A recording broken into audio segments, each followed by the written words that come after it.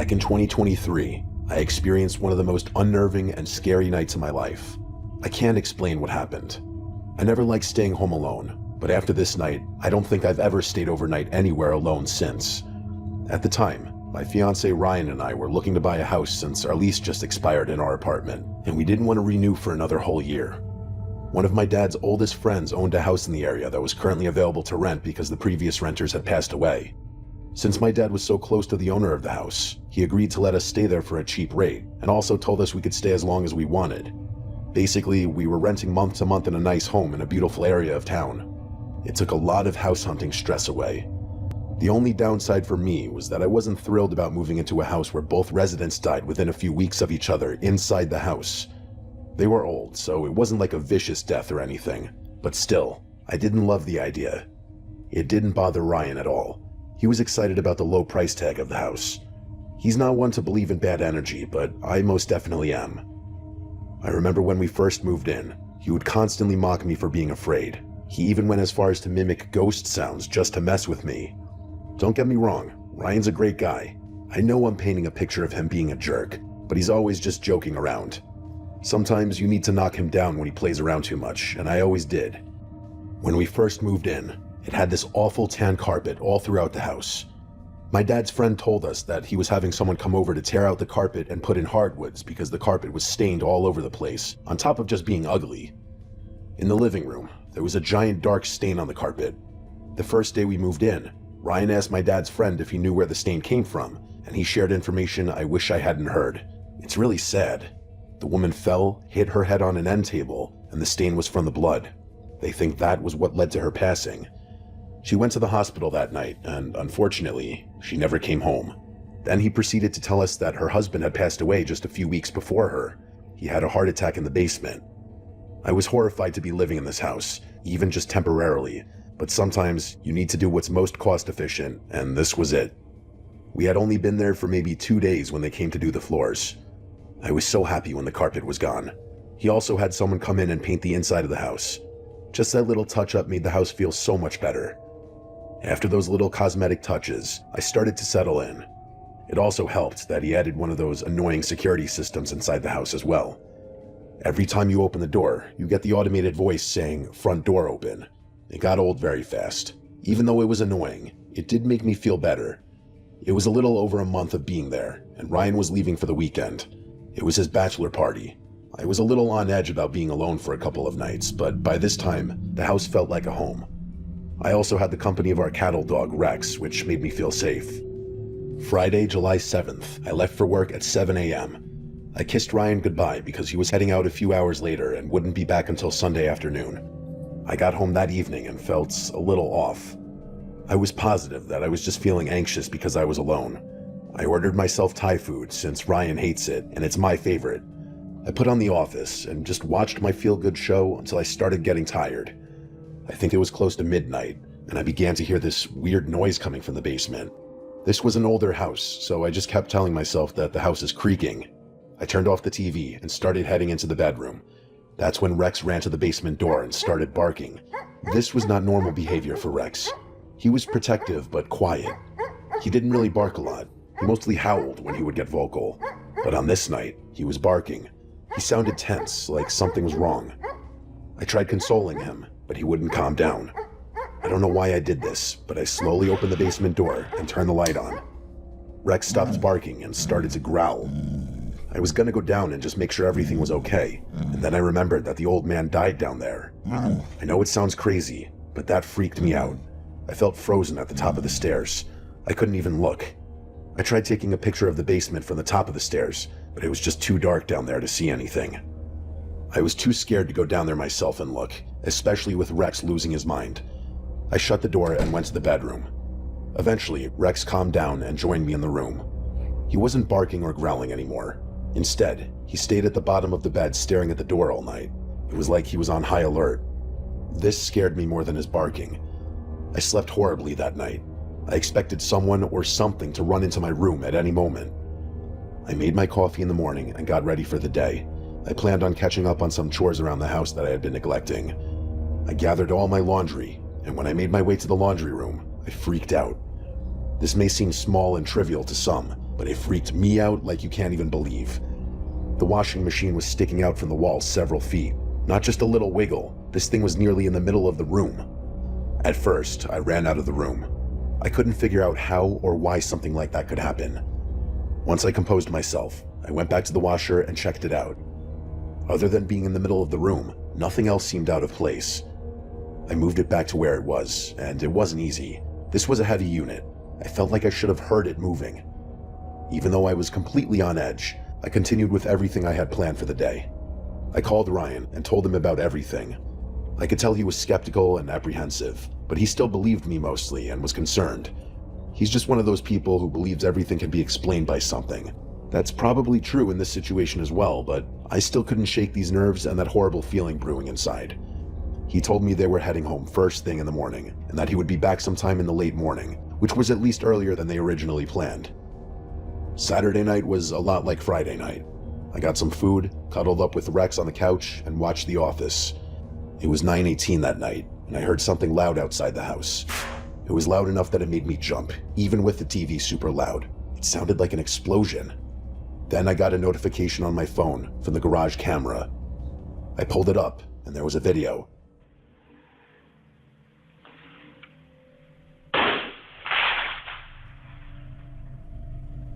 My garage door was open in the video, which is crazy. We literally never used the garage door. We only used the garage for storage. We didn't park in it because we both had bigger vehicles. In the video, you can see flashes coming from the driveway. The video doesn't do it justice though. It just sounds like fireworks. I opened the door from the house that led to the garage. I looked in the driveway, and there appeared to be no evidence of fireworks, an explosion, or anything. It was the strangest thing. I saved the video and closed the garage door. Trying to get comfortable in bed after that was not easy. After the incident in the driveway, my heart was racing because I had no idea what had just happened. My brain was confused because I couldn't even process why I was scared. I couldn't tell if I was scared of something insidious in the house that I can't see, or if there was someone actually messing with me. I think I got up 3 separate times and made sure the security alarm was set. Just like the previous night, Rex stood guard at the bottom of the bed, staring at the door, occasionally letting a light growl slip. I ended up falling asleep eventually. I woke up suddenly because someone was pounding on my front door. I looked at the time, and it said 3:39 in the morning. I had the bedroom door shut, so he couldn't get out of the room. I just stayed in bed. I couldn't move if I even wanted to. It wasn't like somebody knocking. It was just a continuous banging on the door. Finally, I got up. Just before opening the bedroom door, I heard "front door open" coming from the security system. I ran to lock the bedroom door. I grabbed my phone to call the cops, but it wouldn't turn on. Whenever I would press the side button to get the screen to light up, it just lit up with a black screen. I think this was the moment I started to cry. I looked over, and I was able to visibly see the doorknob shaking. I started screaming, "Go away." I called the police and told them someone had broken into the house. They showed up promptly and found nothing out of the ordinary except for the fact that the front door was wide open. Nothing had been stolen, and there was no sign of any foul play at all. I showed the police the video, and they assumed it was most likely some kids lighting fireworks off, even though there was zero evidence of that in the driveway. As for the door opening, the cops told me it must have been the wind. Yeah, that's it. The wind on a humid July night is gonna shoot open a door that's locked with a deadbolt. That really nailed the case on this one. After the police left, it was nearly dawn. I took Rex and drove to my parents' house. I stayed there until Ryan got home. I told them what happened. They were kind of on the side of the police, but still comforted me anyway. When Ryan got home, I told him everything, and he didn't think I had a brush with anything paranormal as I did, but he did feel like something had happened, and he was concerned. We did stay at that house for a couple more months until we found our new home. Nothing ever happened again. Before that weekend, I had never experienced anything even remotely unexplainable like that, and nothing like that has ever happened since. At the time of writing this, we're almost to the 3-year anniversary of that night. Whatever I experienced that weekend, I just hope I never experience anything like that again.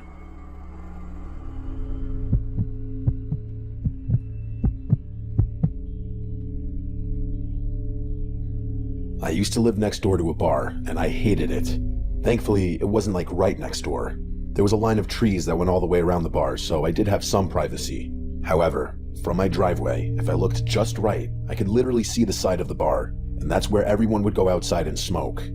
Most of the time, it wasn't that bad. It was only horrible on the weekends, or if the local sports team was playing, which seemed like every other day sometimes. I should also say that at the time of the story, I was working retail. That means I worked most weekends, so they would be partying it up at the bar being loud, and I was trying to sleep. It was a great time.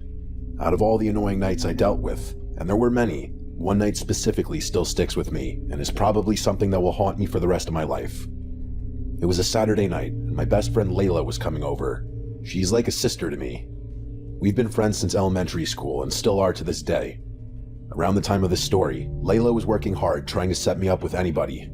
This was kind of before all the dating apps became popular. The apps would have really helped me break the ice. I'm an incredibly awkward person. I've had a hard time interacting with strangers. The thought of going up to a random woman and asking her out seemed more terrifying than the scariest horror movie you could think of. I'm a massive dork, and I love that about myself. I love my comic books, my collectibles, and more than anything, just relaxing at home. It's kind of hard to meet people when being a homebody is the main part of my identity. That's why Layla was trying to be the ultimate wingman. It wasn't going well, though. I had a few dates, but nothing struck. So, on this specific night, Layla came over for dinner and to hang out for a while until her girlfriend got out of work. We had a great night. She gave me some of her classic Layla dating tips to try out next time I go on a date. Around 10 that night, her girlfriend called her and told her she was leaving work. I walked Layla to her car and said goodbye. As I watched her drive away, I heard loud noises coming from the bar. I glanced over and saw a group of maybe 7 or 8 girls. They were clearly drinking and feeling good. They were laughing and talking loudly. I could clearly hear every word one of the girls was saying to her friend. I shook my head, and just as I was getting ready to turn around and walk back inside, I noticed one of the girls looking in my direction. I looked around to see if she could have maybe been staring at someone else, but it clearly looked like she was staring at me. I didn't react because I still wasn't sure if she was looking at me or something else. All the women outside started to head back into the bar, but this woman stayed back a little bit. It was like she wasn't with the group of girls, even though she was standing with them. Then she waved. She had to have been waving at me. There was literally no one else around. I didn't wave back at first. Then she started waving more aggressively.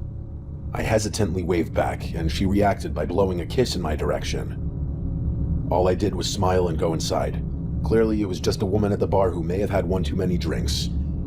After the weird interaction outside, I went in and started playing video games since I had a weekend off for once. I couldn't think of a better way to spend the evening. Around 1:30 that morning, I heard a knock on the door. I paused the game I was playing. I heard the gentle knock again. I wasn't that freaked out because of the close proximity to the bar. I've had people show up at my doorstep before. Some people in this town really like to party. I was used to weird things like this happening. Just in case it was something serious, I got up and looked out the small window next to the front door. Nobody was standing there. At that moment, it pretty much confirmed that it was just someone from the bar being an idiot. My heart was racing a little bit, just because hearing a knock at the door at that hour is always a little jarring. I didn't get back on my game right away. I was sitting in my front room, reading something on my laptop. I would say maybe 15 minutes had passed since I heard the knock, and I got up to look out the window one more time, just to confirm nobody was outside. When I looked out the window, I didn't see anybody, but I did notice that the light inside my car was on. When I focused a little harder, I could also see that my driver's side door was slightly open. Again, I wasn't that scared. I was angrier than anything else. It wouldn't be the first time that someone from the bar tried to break into my car and steal something. The joke was on them because I didn't keep anything valuable in my car. The last time this happened, the light inside my car was on all night, and my battery died the next morning. I didn't want that to happen again. I unlocked the front door, went outside, and made my way to my car. I looked in the back seat just to make sure nobody was camping out back there. Once I realized nobody was in the car, I locked it and headed back inside. Once I got inside and locked the door, I realized I could smell something. It was like a lavender perfume or something. It could have been Layla, but she isn't the perfume type, and I don't think the smell would have lingered that long. My thought was that whoever accidentally knocked on the door was probably wearing too much perfume and the smell was still lingering on the front porch. I finished what I was doing on the computer, shut down my video game, and decided to finally head to bed. I still felt a little anxious about everything that happened, but I wasn't scared. I put on a movie in bed and tried to drift off. I don't know exactly how much time had passed until I heard something. I turned the movie off so I could hear better. I thought I could hear someone running around the house outside my room. It sounded like light, delicate footsteps, but they were moving rapidly. I moved closer to the door to listen. I heard the sound of giggling. It was a soft, feminine giggle. When I heard the giggling and unmistakable sounds of running around, I completely shut my cracked bedroom door and called the police. I told them that someone broke into my house, most likely somebody from the bar next door. While I was waiting for the police, every minute felt like an hour. Eventually, I didn't hear the running around anymore. I quietly got up and left the bedroom. I grabbed one of my dad's golf clubs from my closet and started slowly walking through the house. When I got to the kitchen, I froze completely. Just standing in my kitchen was a small blonde woman staring out the window. She was wearing an old-looking, tattered pink dress. Then it hit me. This was the woman from the bar who waved at me earlier that night. Before I could even react, she said while still looking out the window, "Hey buddy, I know you're there." Then she snapped around quickly and stared directly at me. Then she started to run at me. I ran to the bathroom, shut the door, and locked it. She kept knocking on the bathroom door, begging me to open it. It wasn't long after this that the police showed up. They were inside the house and knocking on the door. I opened the door and only saw the officers inside the house. I looked down, and right outside the bathroom was one of my steak knives from the kitchen. After leaving the bathroom, we noticed that the back door was also left open. We figured that she must have run out the back door. The next day, we went to the bar and asked them if they remembered anybody who fit that description, and the owner knew right away. He told us that she was dirty and apparently bothering the guests. Eventually, he had to throw her out of the bar. She was lingering outside for a while, but once he threatened to call the police, she disappeared. After that night, I never saw her again, thank God. I don't know why she targeted me. Maybe she was just crazy and homeless. Maybe she was on drugs. I spent a while trying to figure out how she got into the house. The only time I could think of is when I went outside to shut my car door. She had to have been hiding somewhere near the door and ran inside when I wasn't looking. I'll never forget that night. Thankfully, nothing serious happened, and I'm able to tell my story. I just hope that this woman got the help that she needed, and that she isn't terrorizing more people.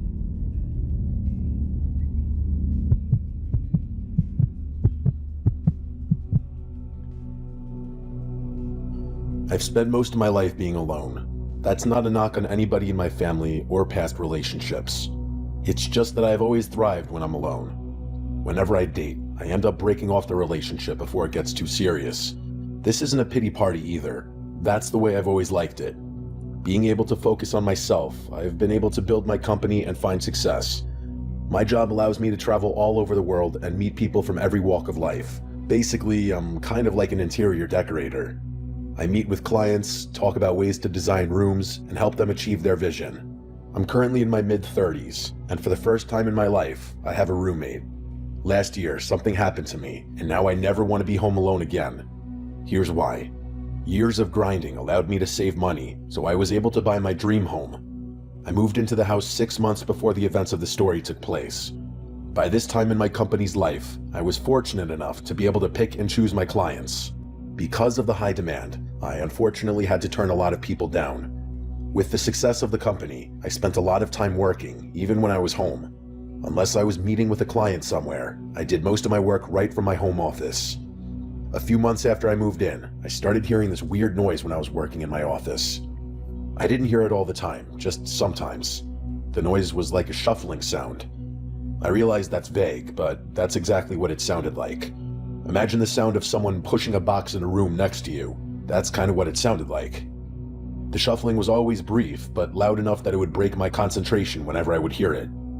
The first few times I heard the noise, I ignored it and went back to work. Once it started happening semi-regularly, I couldn't ignore it anymore. One afternoon when I heard the strange shuffling noise, I stopped working and went upstairs to investigate. I remember standing completely still, trying to hear anything I could, but it would always just be me standing there. I felt like I was losing my mind. I'd hear the noise, I would stop whatever I was doing, and run around the house. Once I proved to myself that there wasn't anybody walking around upstairs, I thought that it had to be squirrels that must have gotten into the siding of the house. I remember when I was growing up, a bunch of squirrels got under the roof in my parents' house, and it would keep me up all night. Anybody who has had this happen to them knows how much of a pain this can be, not just because they can be annoying running around, but because of the damage they can cause. Once I had my squirrel revelation, my mind was at peace for a little while. I figured I would just take care of it when I had some time. The noise continued for a few more days. Every time I heard the noise, I would write myself another note to remind me to call someone about the squirrels. I had so many other things on my plate that calling someone to deal with this was the least of my concerns. A few nights later, I worked a lot later than I usually would. I didn't get off of my computer and into bed until after 2 in the morning. While I was lying in bed trying to go to sleep, I heard the shuffling sound again. This was the first time I heard the sound at night. I tried to ignore it and just go to sleep, but this shuffling sound was different from the one I would hear from my office. Usually, I would hear the quick shuffle and then nothing, but now, this sounded like continuous movement. It annoyed me enough that I got up, stood on my bed, and tried listening through the ceiling. The shuffling sound stopped, but I heard something worse. I swear I could hear breathing. Just thinking that seemed ridiculous to me. Then I remembered that my house has a crawl space in it that's like a small attic. The crawl space was very small and kind of hard to even get to that I didn't even use it for anything. It dawned on me that my crawl space was directly over the bedroom. I was terrified. If it was breathing that I heard, I didn't want to think about what that meant. Even though I was scared now, deep down, I still thought I was dealing with squirrels. I got myself hyped up to at least look at the crawl space. I had one of the pull-down strings on the ceiling that released a ladder that led to the crawl space. The string was usually secured next to the door. I was short enough that I had to get a chair to stand on just to release the string so I could pull it. I started to pull the string hard because I thought it might have just jammed. Finally, it opened, and I slowly went up the ladder. All I did was poke my head into the crawl space and look around quickly. I didn't realize how scared I was until I was actually on the ladder. It was dark, and I didn't see anything except for 2 giant beams on each side of the crawl space. After my quick glance, I shut the crawl space door. I was starting to scare myself. I went into the living room and turned on the TV. I couldn't sleep. I just kept thinking about someone being in the crawl space, hiding behind one of those beams. At least with the TV on, I could try to distract my thoughts. I started to doze off eventually. While I was going in and out of sleep, I thought I heard the sound of a door creaking open. The sound was jarring enough that it woke me up instantly. I jumped off the couch and scanned the entire room. I didn't see or hear anything at first. I took a few steps from the living room into the kitchen. I still didn't see anything out of the norm. I walked out of the kitchen and into the hall. At the end of the long hallway was my office. Since the hallway was pitch black, I turned on the light. I half expected to see someone standing at the end of the hall once the light was on. I was so on edge by this point. I slowly continued down the hall and into the office. Once again, everything seemed fine. After finishing my search downstairs, I slowly made my way upstairs. Right away, I noticed that the pole string was dangling down, and even more terrifying, it looked like it was slightly swaying. I thought it had to be in my imagination. I was sure that I secured that string when I closed it earlier. Because of how scared I was when I went up there, I thought to myself that it was possible that I could have left the string hanging, as unlikely as that may be. As I walked down the hall, I noticed my bedroom door was almost completely shut. I always leave it wide open. When I grabbed the door to open it, I noticed that the door made a loud, creaking sound. I was terrified. This was clearly the sound I heard a little while ago. What I couldn't figure out is why. I turned on the bedroom light, and the room looked exactly how I had left it. Just as I was about to leave the room, I noticed something. On the floor right next to my bed looked like a small clump of dirt. I got close to the dirt and bent over to look at it. When I was down on one knee, I thought I could hear that breathing sound again. From my position on one knee, I got down even further and looked under the bed.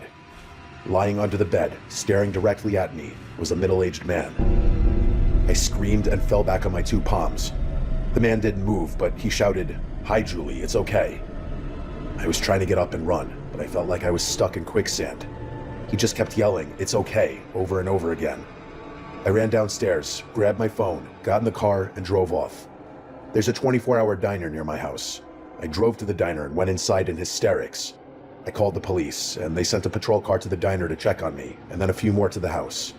When they got to the house, there was nobody there. They searched the entire house thoroughly and didn't find him. They found several empty bottles of water and a small pillow behind one of the pillars. I ended up staying at a motel for almost a month. I was terrified to go back home. I spent a lot of money on home surveillance after that. It's been a year, and that person never resurfaced. I don't know where he went, but I know he's still out there lurking somewhere. I have a theory as to who it was. An old family friend of my dad's who he had to cut off for, let's just say, being attracted to me. I think it was him, but it just looked like a much older version of him. If it wasn't, then whoever he was, he knew my name and somehow got into my house, living in my crawl space. I feel like sometimes even locking your doors isn't enough if someone really wants to get in.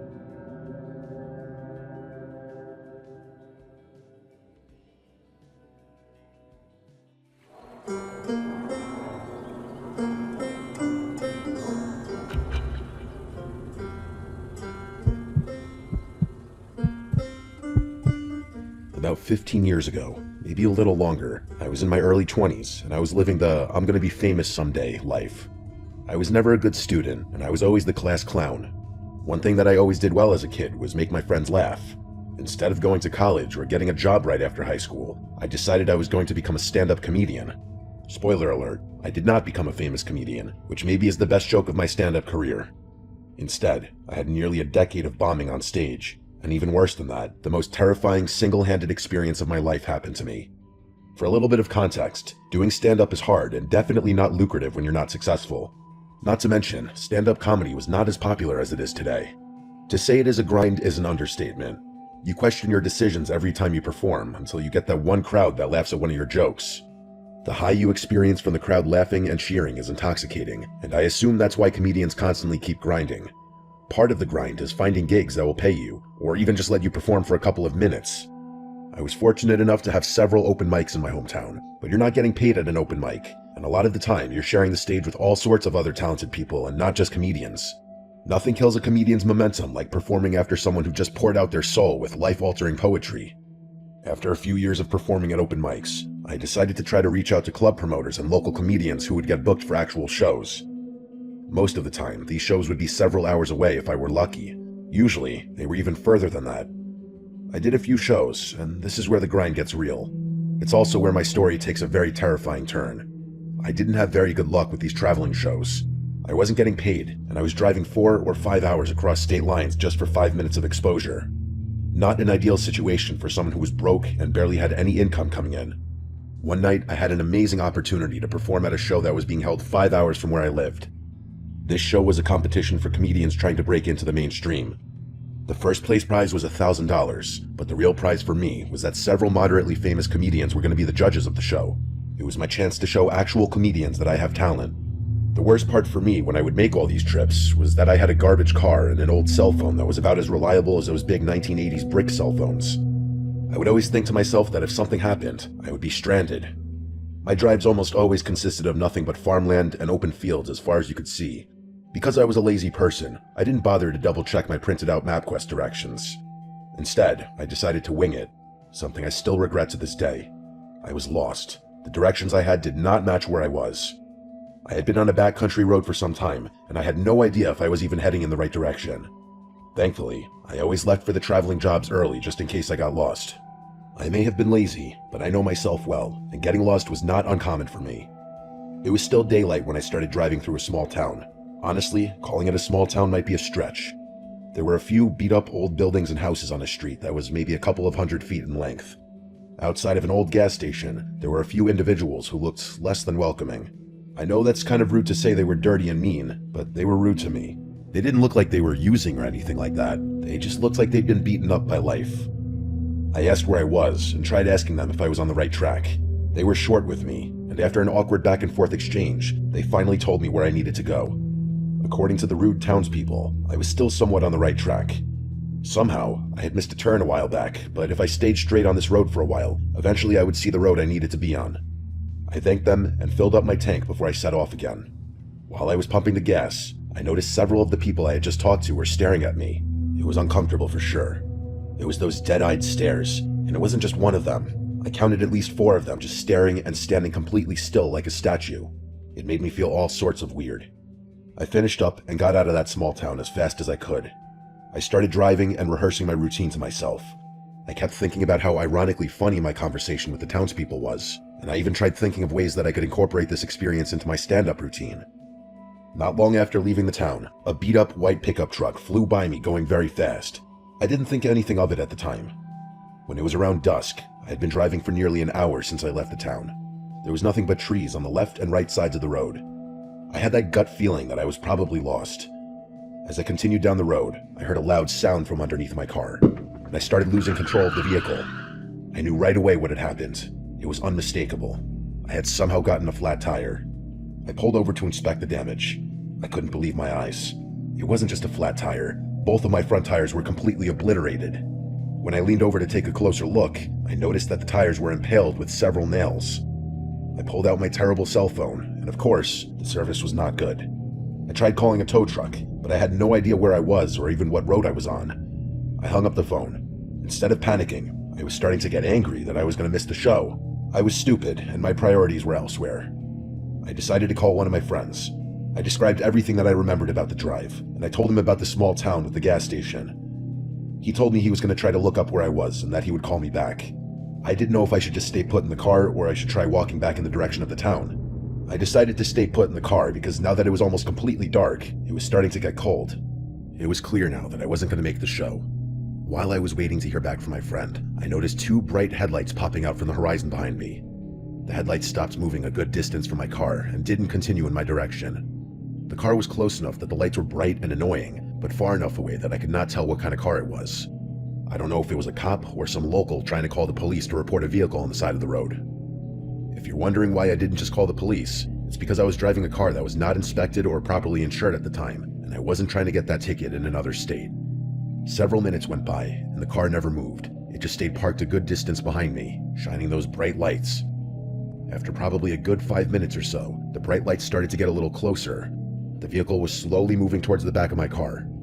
As that was happening, two more lights could be seen in front of me, making their way toward me quickly. The loud vehicle stopped inches from my car. Eventually, the car that was behind me was parked directly behind my car, and I still couldn't tell who it was. While I was trying to adjust my eyes to the bright light in my rearview mirror, I noticed that the car doors from the vehicle in front of me were now open. That's when I noticed it was a white pickup truck, the same beat-up white pickup truck from earlier.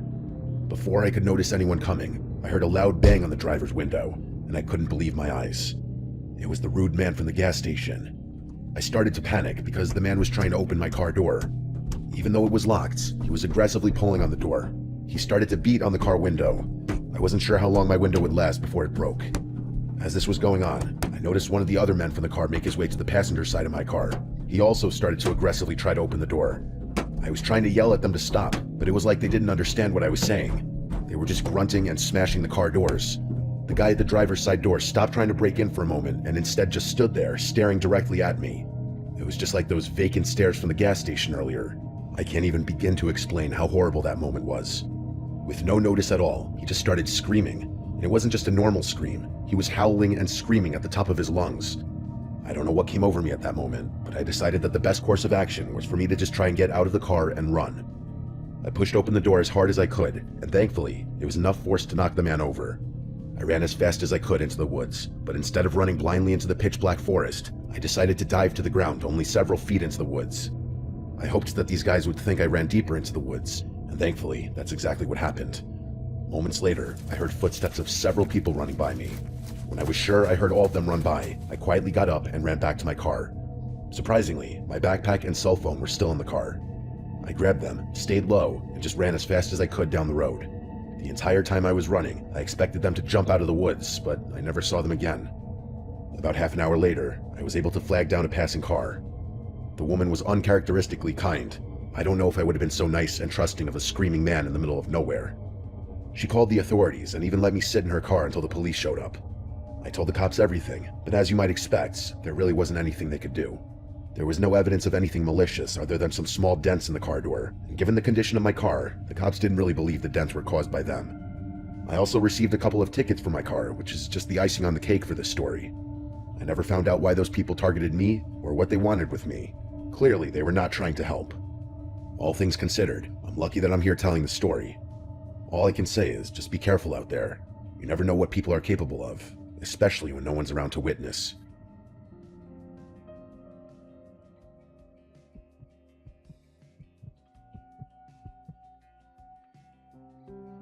I feel like I'm still not right from what happened to my two friends and I last summer. What was supposed to be an awesome girls' road trip turned into a nightmare that I'm not sure I'll ever fully get over. For a little bit of context, I'm not a spontaneous person. I'm one of those people who has to have everything planned very far in advance, and even then, every little detail needs to be accounted for. It's annoying for some, but it's just how I operate. In late June, I broke up with my boyfriend, who I had been dating for 5 years at that point. It was a messy breakup. One of the things that got me through the breakup was that my friend Sarah had just dumped her boyfriend as well. Having someone to spend time with who was also going through the same situation was such a blessing. Strangely, our bonding through misery and grief helped us both to move on. A few weeks after the breakup, our friend Alyssa invited Sarah and I on this cross-country trip she was going to be taking. Ordinarily, I would never do something like that. The anxiety alone would be enough for me to melt away. But for some reason, this time it sounded like a fun girls' trip. All three of us are fortunate enough to have jobs where we can take time off for a trip like this. Alyssa basically lives on the road. She's always traveling and finding these insane places all over the country. She's the type of woman who will just throw a sleeping bag down in the dirt and sleep under the stars. She's always been such a free spirit and lives for adventure. Sarah and I were much more sheltered. We decided to let Alyssa basically be the captain of our little crew for the trip. She planned it all out, and we were all going to be there for the ride. The first day or so was a little rough for me. I just wasn't used to winging it. But after that, I started really enjoying myself. On the second or third day, we drove by this insane-looking barn. It was definitely abandoned. There was no sign of human life anywhere. The farm looked like it had been completely overgrown by nature. Alyssa was begging us to go inside, but I wasn't feeling it. Alyssa was adamant that clearly nobody lived there. She was obviously correct, but I just couldn't bring myself to trespass. It's also worth noting that I'm just a huge baby. Not wanting to trespass was my excuse, but I was actually scared of someone squatting inside the barn. I had listened to one too many true crime podcasts, and I wasn't about to get kidnapped by some insane backwoods farm man. After a few minutes of arguing, Alyssa gave up, and we decided to keep moving on with our trip. The next week of traveling was amazing. We went sightseeing all over the US countryside. Alyssa showed us places and things that were truly incredible. We partied in bars in small towns, slept on a mountain, and met awesome people from all different walks of life. It really was incredible. The only thing that was a little annoying was that throughout the entire trip, Alyssa kept bringing up that barn. It seemed like any time she could work it into the conversation, she did. While we were driving back to civilization, Alyssa basically begged us to get a closer look at the barn. I don't know if it was the trip that made me come out of my shell a little bit, or just days of Alyssa breaking us down, but I was starting to warm up to the idea. I told her that if it looks like nobody had been there in years, then we could check it out. I was confident that most likely nobody had been there, but I just wanted to make sure I put that out in the universe. I wasn't even 100% sure that Alyssa could get us back there, but that girl is amazing sometimes. She knew exactly how to get there. We spotted the barn around 4:30 p.m. We drove the SUV on the dirt and grass and parked it several yards away from the barn. We didn't want to park right on top of the place just in case some scary farm man was living inside. Alyssa was like a kid on Christmas. She ran to the barn door first. It was crazy in that place. I'm pretty sure the vines were holding the building up. It almost sounded like the place was breathing, but I'm pretty sure that was just the integrity of the building slowly falling apart. The weirdest part was all this strange equipment that was still inside the barn. It didn't look like any farm equipment I've ever seen before, but I'm not a farmer, so maybe it was just older stuff. It looked like stuff you would find in a medieval dungeon. After we explored and took a bunch of pictures inside the barn, Alyssa wanted us to check out the farmhouse that was connected. At this point, I was fully invested, so she didn't have any pushback from me. We had to kick down the door because it was somehow warped into the frame and it wasn't opening. Inside, it was both creepy and sad. It was definitely empty and abandoned. It's not like the previous owner had furniture and stuff like that inside. It was empty, other than a small green table and a green wooden chair. What was sad was that I couldn't stop thinking about the people who had most likely lived there before. I mean, it was a farm at one point. Somebody had to have lived there before, and now it's just forgotten by history. We explored the house, and I imagined it could have been a cute little house at one point. After a while of just hanging out and talking inside the small house, Alyssa and Sarah both made a crazy suggestion. They suggested that we stay inside the farmhouse that night. Obviously, this seems like it would be a horrible idea, but at that moment, it seemed wild and exciting, and at this point of the trip, I was here for it. We'd been hanging out there so long already that I didn't realize it was almost 7 p.m. We went back to the car and grabbed our stuff. We ate some subs from the cooler, then drank a few beers and talked about the trip some more. Around 9, we started setting up our sleeping bags. We all set our alarms for 6 a.m. so we could get right on the road in the morning. We were all exhausted at this point, so it didn't take us long to pass out.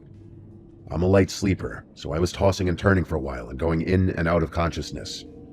I must have finally fallen asleep briefly, because around 3 a.m., something strange woke me up. I swear, I thought I heard someone make a shush sound. I rose from the sleeping bag and scanned the room the best I could with only the moonlight faintly shining through the vines on the window. I didn't see or hear anything. My best guess was that either Alyssa or Sarah had just been snoring or something. I laid back down and shut my eyes. Almost instantly, I jumped up because there was a loud bang at the door. It was like someone crashed into the door. And remember, we had to break down the door, so it was basically just propped up against the door frame. If this really was a person, they could easily just push down the door. The bang on the door was loud enough that it woke up Alyssa and Sarah. Both were just as startled as I was. We all sat there frozen, basically holding our breaths, listening for another sound. Instead of a loud bang, we started to hear these soft and delicate taps coming from the window, which was on the other side of the room. Then the banging on the door started again. This wasn't the wind or the creaky barn. This was for sure people. People who clearly knew we were inside. We all huddled up together and panicked. It's easy to say what you would do in this situation, but I promise you, you would probably be paralyzed as well. The banging on the door stopped, and then the door was pushed open. 2 skinny men and 1 skinny woman walked inside. I would say all of them were maybe late 30s. They didn't rush in or do anything insane. Instead, they just slowly walked in and stood in front of us. Somehow, just walking in normally like that was scarier. Sarah started to scream, and in response to Sarah's screaming, one of the men started screaming. It was like he was mirroring her scream. The woman of the group started to shush Sarah. The man in the middle of the group started to gesture with his hands, almost like a mime. I didn't even realize until that moment that all 3 of them were holding a weird mask that they put on after the man was done gesturing. The masks were so weird. I know that's vague, but I've never quite seen masks like this before. The guy in the middle put on a mask that was just a giant purple cube. That's it. No face or anything, just a purple cube. The other man, the one who was screaming, put on a mask that kind of looked like a homemade Batman mask that was made of cardboard.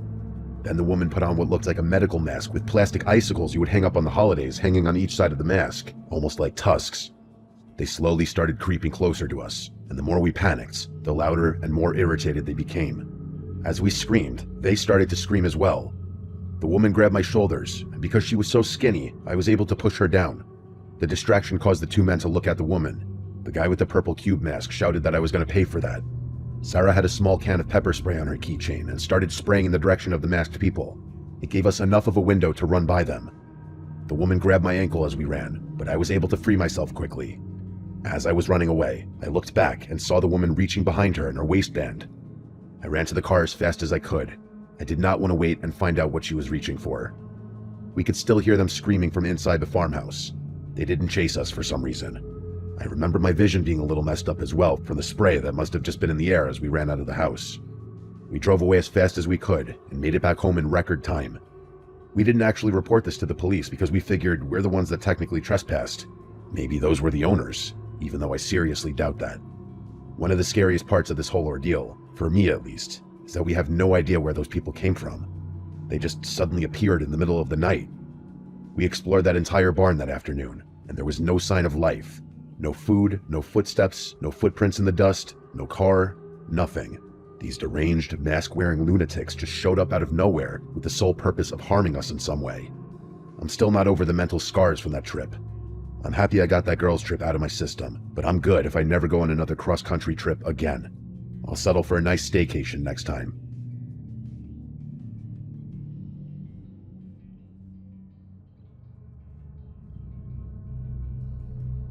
A few years ago, my girlfriend and I decided to take a road trip across the US.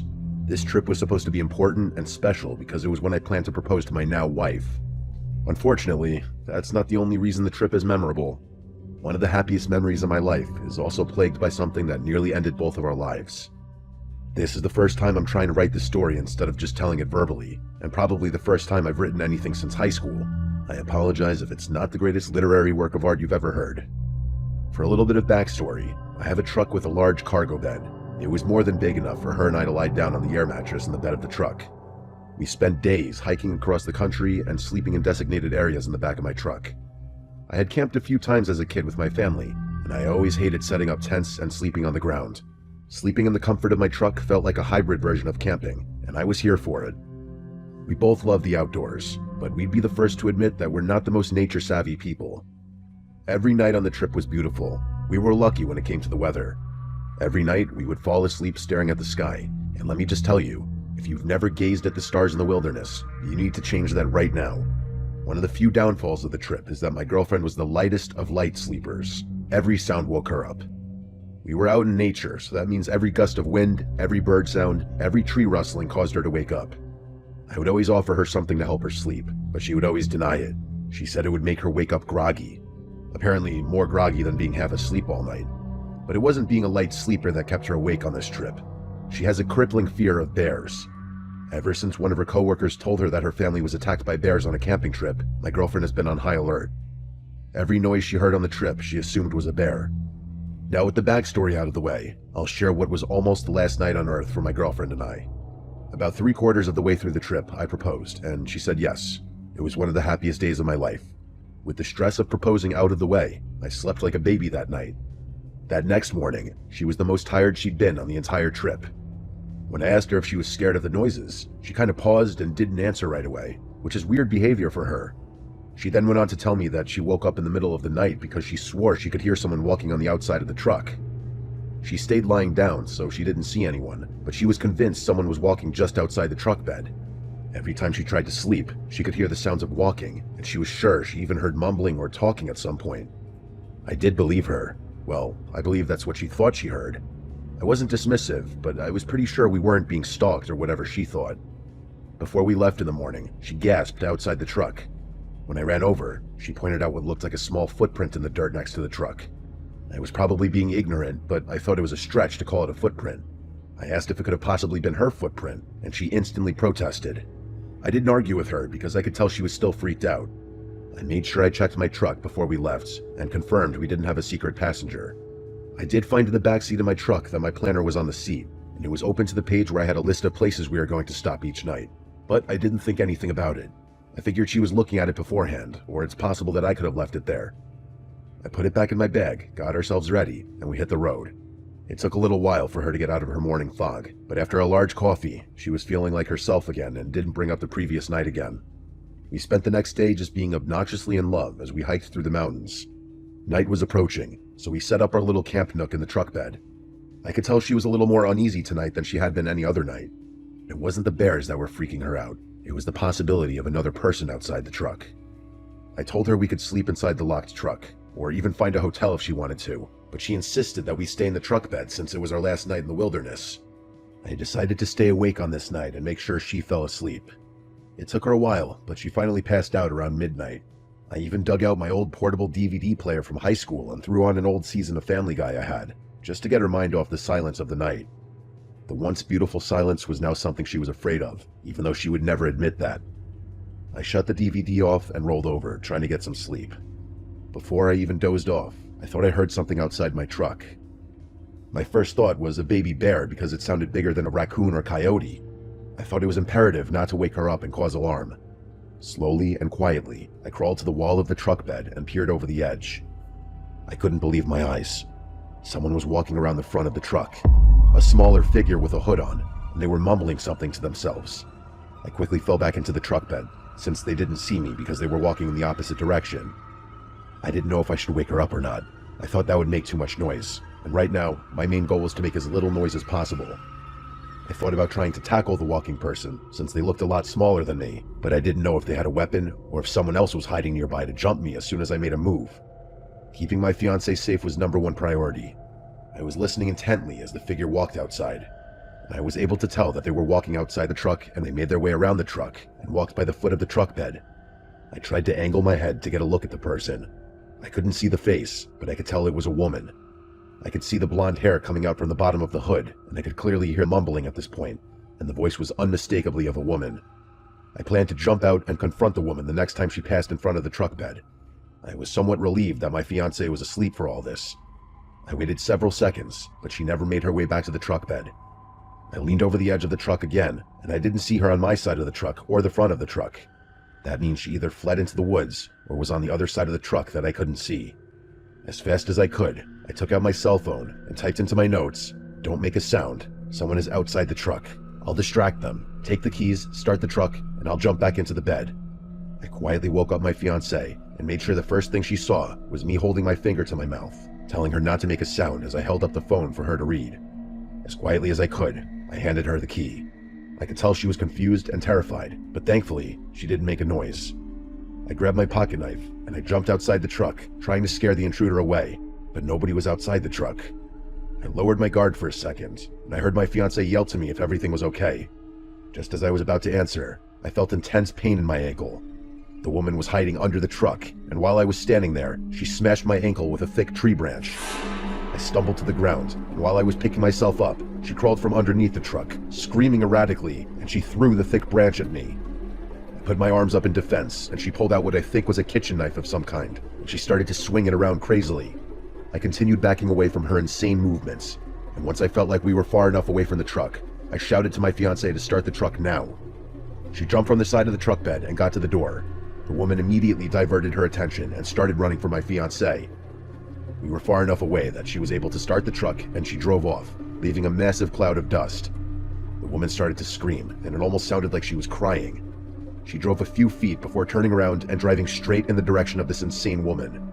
The woman dove out of the way. That's when I finally saw her face. It was my ex-girlfriend. She had some problems when we were younger, but the last I knew, she was doing well. I couldn't believe it. Our breakup was not good. I even had to get the law involved at one point because she would just stalk around the outside of my house in the middle of the night and then claim her only crime was that she was still in love with me. This was also 6 years ago at that point. It's not like this was a fresh wound. Once her hood was off, she fell to her knees, and I could see her crying. The usual version of myself would have gone over to make sure she was okay, but not anymore. This woman was clearly not well, and I was not going to take any chances. My fiancé drove by me, and I had more than enough time to open the passenger side door and get in. My ex didn't even try to chase us. We just kept driving. As soon as I was able to get service, I called the police and reported everything. Most surprising was that she eventually just went home a few days later and the police confronted her. To her credit, she didn't deny anything. She even told the police that she wanted to be taken in because she's not well. She claimed that she wanted to kill my fiancé. When they asked if she wanted to harm me, she apparently just cried. The last update I received about her was that she was in some type of institution, but I'm not sure how long that was supposed to be. It's been a few years, and nothing of note has happened since. I rarely think about that night, but whenever I hear stories like this, I'm reminded of that horrible experience, and it makes me wonder if I'll ever see her again. My wife looks her up on Facebook and other social media platforms all the time, but as of the time of writing this, she's still MIA, and I hope she remains that way to me for the rest of my life.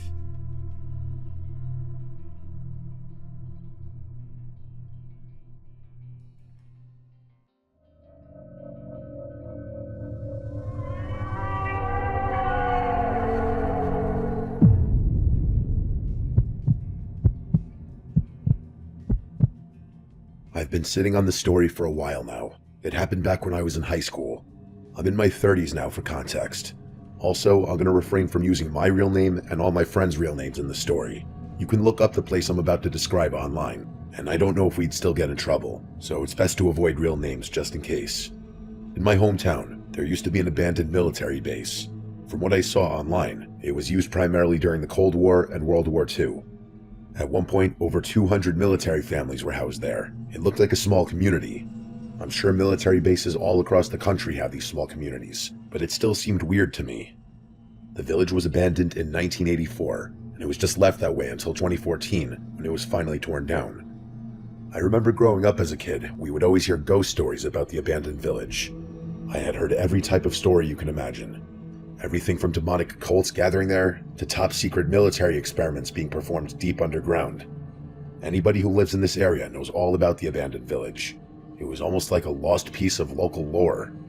When I was in middle school, I remember my older brother coming into my room one night when I had my friends over, and he told me that they had been to the village.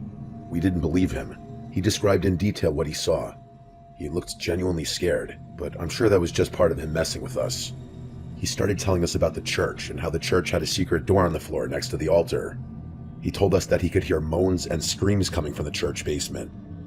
After laying it on thick for a while, he finally had all of us believing him. His irrational story just added to the already mysterious lore of the abandoned village. For years, my friends and I would share stories about this place. We always said that once we were old enough to drive, we would investigate it ourselves. All through high school, we talked about exploring the village, but never went through with it. That was for two main reasons.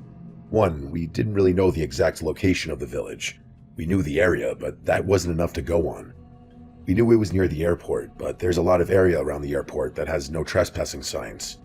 And two, even though it was abandoned, it was still technically a military base. We had no idea what kind of trouble we'd be in if we got caught. On one cool spring night in our senior year of high school, one of my friends, Alex, came to us and told us that he knew where the entrance to the village was. We didn't believe him. He told us that someone he knew had been there and shared the location with him. I was so confident that he was making it up that I told him we should go and investigate. I assumed that we would never find the entrance, so that night, around 11 p.m., we made the 15-minute drive to the approximate area. Alex didn't seem confident of the location. He kept telling me to pull over. Every 2 feet he'd say, "I think this is it," but it would just turn out to be nothing. Finally, we found an overgrown road. Alex claimed that this must be the path. There was a beat-up, old no trespassing sign covered by a bunch of trees. Since we had my car, I started to get nervous about going any further. Alex and my friend Nick were 100% down to keep driving forward. Getting in trouble wasn't even on their minds. They kept going back to the same argument. We'd been talking about it basically our whole lives, so let's finally do it. They eventually talked me into it. I started to slowly drive down the dirt road. I turned the lights off on my car and basically just let the car roll down the dirt path. We eventually came to one of those roadblock gates that go up and down. Obviously there was nobody at the security checkpoint, so I had to get out of the car and manually lift the gate. This is where it started to get weird. The next minute or so of driving, we could see a bunch of furniture littered on the side of the road. Beds, dressers, tables, basically anything you could think of. Then we got to another roadblock gate. This time I had Alex get out and lift the gate. After that final checkpoint, we were in the village. It was a surreal feeling. After all the years of hearing about this place, we were finally there. It looked like being in the Upside Down from Stranger Things. It was like a small neighborhood, but it just looked wrong. You could see that it was decaying. I pulled the car in front of the church. We all got out and quietly started to explore the area. The first thing I noticed was that there were no cameras anywhere that I could see. That made me feel a little better that maybe we wouldn't get caught. We went to the church first, and it was creepy. There was graffiti everywhere. I looked for the door my brother mentioned when I was a kid, and it was no surprise that there was no trapdoor. After exploring the church, we went and looked at some of the houses. It was so creepy. It was legitimate housing, and it just looked completely abandoned. Some of the housing units looked like they'd been hit by a hurricane, while others were still intact. The housing that was intact was more creepy than the messed up units. Our friend Scott was with us, and the entire time he was freaking out. He kept claiming that someone was there. Scott was always afraid of something. We kept telling him that it was just because of the nature of what we were doing, and that his imagination was probably playing tricks on him. While in one of the houses, we all stopped abruptly because there was an unnatural sound. What I mean is that it didn't sound like a typical noise a house makes. I asked my friends if they had heard it, and they all had. It sounded like wood creaking, like the sound it would make if someone were walking on the wood. Instead of continuing to listen, Alex shouted asking if anyone was there, and the noise stopped. We all stood in that house for a minute trying to talk about what we had just heard. I truly didn't know. Alex and Nick were sure that it was just an old abandoned house making noises, not Scott. He was sure that we weren't alone. Either way, I told the group I wanted to leave. I had such an uneasy feeling being there, and I just wanted to go home. I could tell Alex and Nick wanted to stay. Since I drove, I told them that we were leaving. While we were heading to the front door, Scott jumped back suddenly. He quietly pointed to one of the windows on the side of the house. 3 shadows can be seen moving on the outside of the house that was next door. We all became dead silent. Those were clearly the shadows of heads that were moving just outside the window.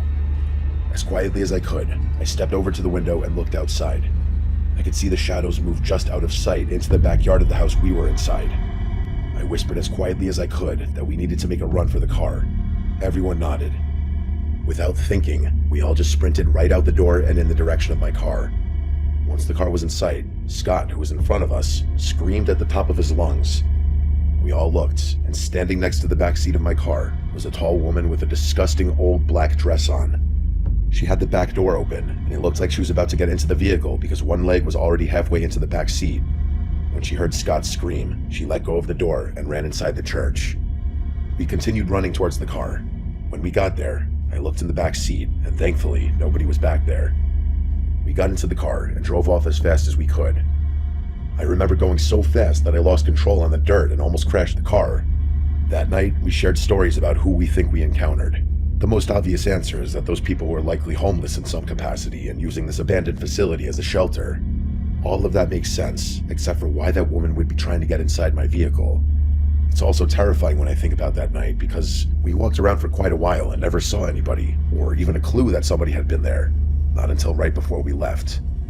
Even though Scott claimed that he heard something weird, I still think that was just his imagination at that time. Years later, I started telling my girlfriend the story. She said we should look it up and see if it's still there.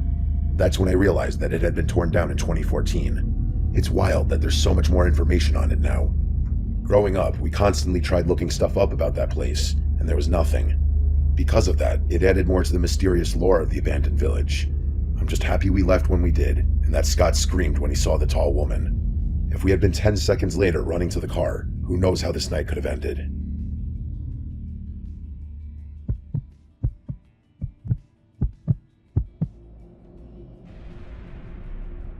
When my wife and I first started dating, we were reckless. Not in a way that harmed anyone directly, but we did some things that I would never do now. Things of questionable legality, in other words. For example, we would explore abandoned buildings and houses trying to find proof of ghosts. I never bought into any of that stuff. That was more of her deal, and I just went along with it because I liked the girl. Out of all the houses and buildings we explored, only one time was I left at a loss for words. I couldn't explain then what I saw, and I don't think I can explain now what I saw either. It was an extremely dark night outside, one of those cloudy nights that just makes everything feel so much darker. She had found this house that was not near anything. It was an old house that barely looked like it was standing. I was always sketched out to go inside these houses, not because I was scared of ghosts. I was sketched out to go inside because I never knew if these houses were going to collapse when I was inside. This house was in particularly rough shape. I had to kick down the front door, which was boarded up. Inside the door was what I assumed used to be a living room, except it was missing half the floor. In the middle of this room was a giant hole where the floor used to be. We took our flashlights and looked down the hole, and you could see what was left of a basement. I kept telling her that we should probably leave because this place clearly isn't safe. She didn't care. She kept telling me just to wait a minute. That was always her go-to line whenever I wanted to leave. She was sneaking around the house watching for holes, and I just stayed by the front door. I told her I was staying there because I didn't trust the floor. She laughed and called me a coward. A few minutes went by, and my curiosity got the better of me. I made my way into the other room where she was. The room was a mess, junk stacked to the ceiling. She was going through all the stuff, trying to find remnants of the people who lived there. That was part of her routine. I wanted no part of that. She told me to check the upstairs. She must have known I didn't really want to do that because before I could even respond, she said that the sooner we search the entire house, the sooner we can leave. Reluctantly, I made my way upstairs. At any moment, I was sure I was going to fall through the floor. There was a room directly to the right at the top of the stairs. I went in there first. It was an old bedroom with a bed still in there. It was kind of depressing. The bed was still made, and on the bottom of the bed was a folded up bathrobe. It was like somebody just disappeared and left their home as is. I continued looking around the room, and it was just more junk everywhere. A lot of clothes, some old knickknacks that were falling apart, and furniture that looked like it might break if you touch it. There was this weird crawl space in the corner of the room. Sometimes we'd find treasure in these crawl spaces. I went inside, and it was weird. It was filled with a bunch of baby stuff, like unopened boxes of diapers and baby food. But the stuff was old, like really old, and covered in dust and cobwebs. Some of the baby food had clearly been gone through by rodents, not to mention it smelled horrible. Just as I was about to leave, I thought I could hear the sound of creaking. I used my flashlight to look around the entire crawl space. In the corner of the crawl space was another little opening. I couldn't believe I missed it a second ago. I crawled over and looked down the opening. It was a narrow path that looked like it went directly across the length of the house to the other bedroom. The creaking sound was clearly coming from down that way.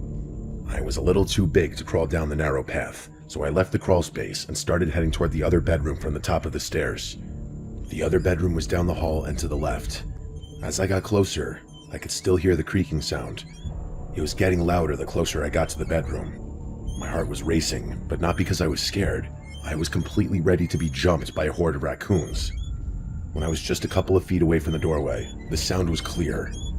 I quietly walked through the doorway, and I almost fell over. A woman was sitting in a rocking chair, staring out the window. I didn't say anything at first. The back of the chair was facing me, so I could only see the top of her head and what looked like a long skirt on her legs. Slowly, she just rocked back and forth. I was trying to see the reflection of her face in the window, but it was just too dark to make out any details. I took one step toward the woman, and the floor creaked. Once she heard that noise, she instantly stopped rocking. I started to apologize and told this woman that we didn't know someone lived there. Before I could say anything else, she started to rock again, almost like she was completely unfazed that I was standing there. For some reason, instead of running, I took another step forward and asked if the woman was okay. As I took that step, she stopped rocking again. Then she stood up slowly. Once she was standing in front of the rocking chair, I heard her voice. She didn't say anything. Instead, she just made this noise. It was like a low hum. Then, out of nowhere, she quickly turned around to face me. It made me jump, and I turned around and ran. I wish I could describe what I saw, but it happened so fast that I didn't really see any details of her face. All I could tell was that she was old and her skin looked wrinkled. I ran downstairs screaming that we needed to leave. I tried telling my girlfriend that we weren't alone and that somebody still lived there. She just laughed. She was so confident that I was messing with her. I was pleading with her that we needed to leave, that someone was upstairs in the bedroom. Instead of listening to me, she wanted to see for herself. I begged her not to go upstairs, but she didn't listen. I was screaming at this point to please leave, and she just continued to ignore me. I followed her upstairs and watched her make her way to the bedroom at the end of the hall. When she got to the doorway, I heard her say, "Oh my God." I ran to the end of the hallway just in case, and as I got to the doorway, she just started to laugh. Inside the room was the rocking chair, but no woman. She asked if I was scared of the rocking chair and continued to laugh at me. I told her that there was a woman there just a minute ago, but she just kept laughing at me. She went into the room and looked all around. There was no old woman. I swore to her that I saw an old lady, but she just continued to laugh at me. She walked by me and left the room. As she walked away, she said we could leave. We were both walking towards the stairs, and then we both heard it. The creaking sound again. The sound of the rocking chair going back and forth. She looked at me and froze. There was no doubt about it. It was clearly the sound of the chair. She mouthed the words to me, "What is that?" as we both stood at the top of the stairs. She took a few steps toward the bedroom and could hear the woman humming. It was like she was humming a melody. She got to the doorway and saw with her own eyes the rocking chair with someone sitting on the chair and humming to herself. She didn't engage with her. She just turned and ran, and we both ran out the door after that. She started screaming once we got to the car. She kept asking what the hell we just saw, and I didn't say anything. I wanted to look back at the house as we drove off and look at the window to see if I could see anyone standing there, but I was too terrified. I truly have no idea what we encountered that night. Maybe I really did have a brush with something paranormal. I know how unlikely that is, but who knows? Maybe that kind of thing really does exist. I suppose it could have easily just been a very old woman who still lived inside a filthy and decomposing house, but I don't fully buy that. I mean, the door was boarded up, and there was a giant hole in the living room. Not exactly ideal living situations. Not long ago, I brought this story up to my wife and asked her if she remembered. She obviously did. We drove to the abandoned house, and it had been torn down. There was no house there. Not even any remnants of a house. I try to replay that night in my head all the time. I try to remember what I can about that woman's face. I tell myself that it was just an old woman, but something in my gut tells me that's not the case.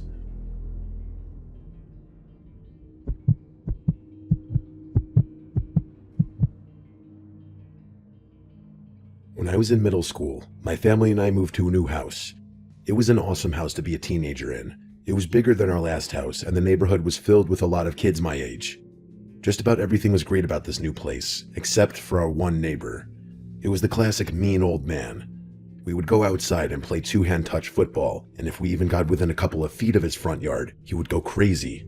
He'd start banging on the window and screaming from inside the house that we need to get off his property, even though we never actually went onto his front yard. As an adult, I understand the feeling of unwanted kids on your property. The difference in this situation is that we were good kids and respected his wishes. That didn't matter. As we'd walk outside, he would instantly start banging on the window and yelling at us to get away from his house.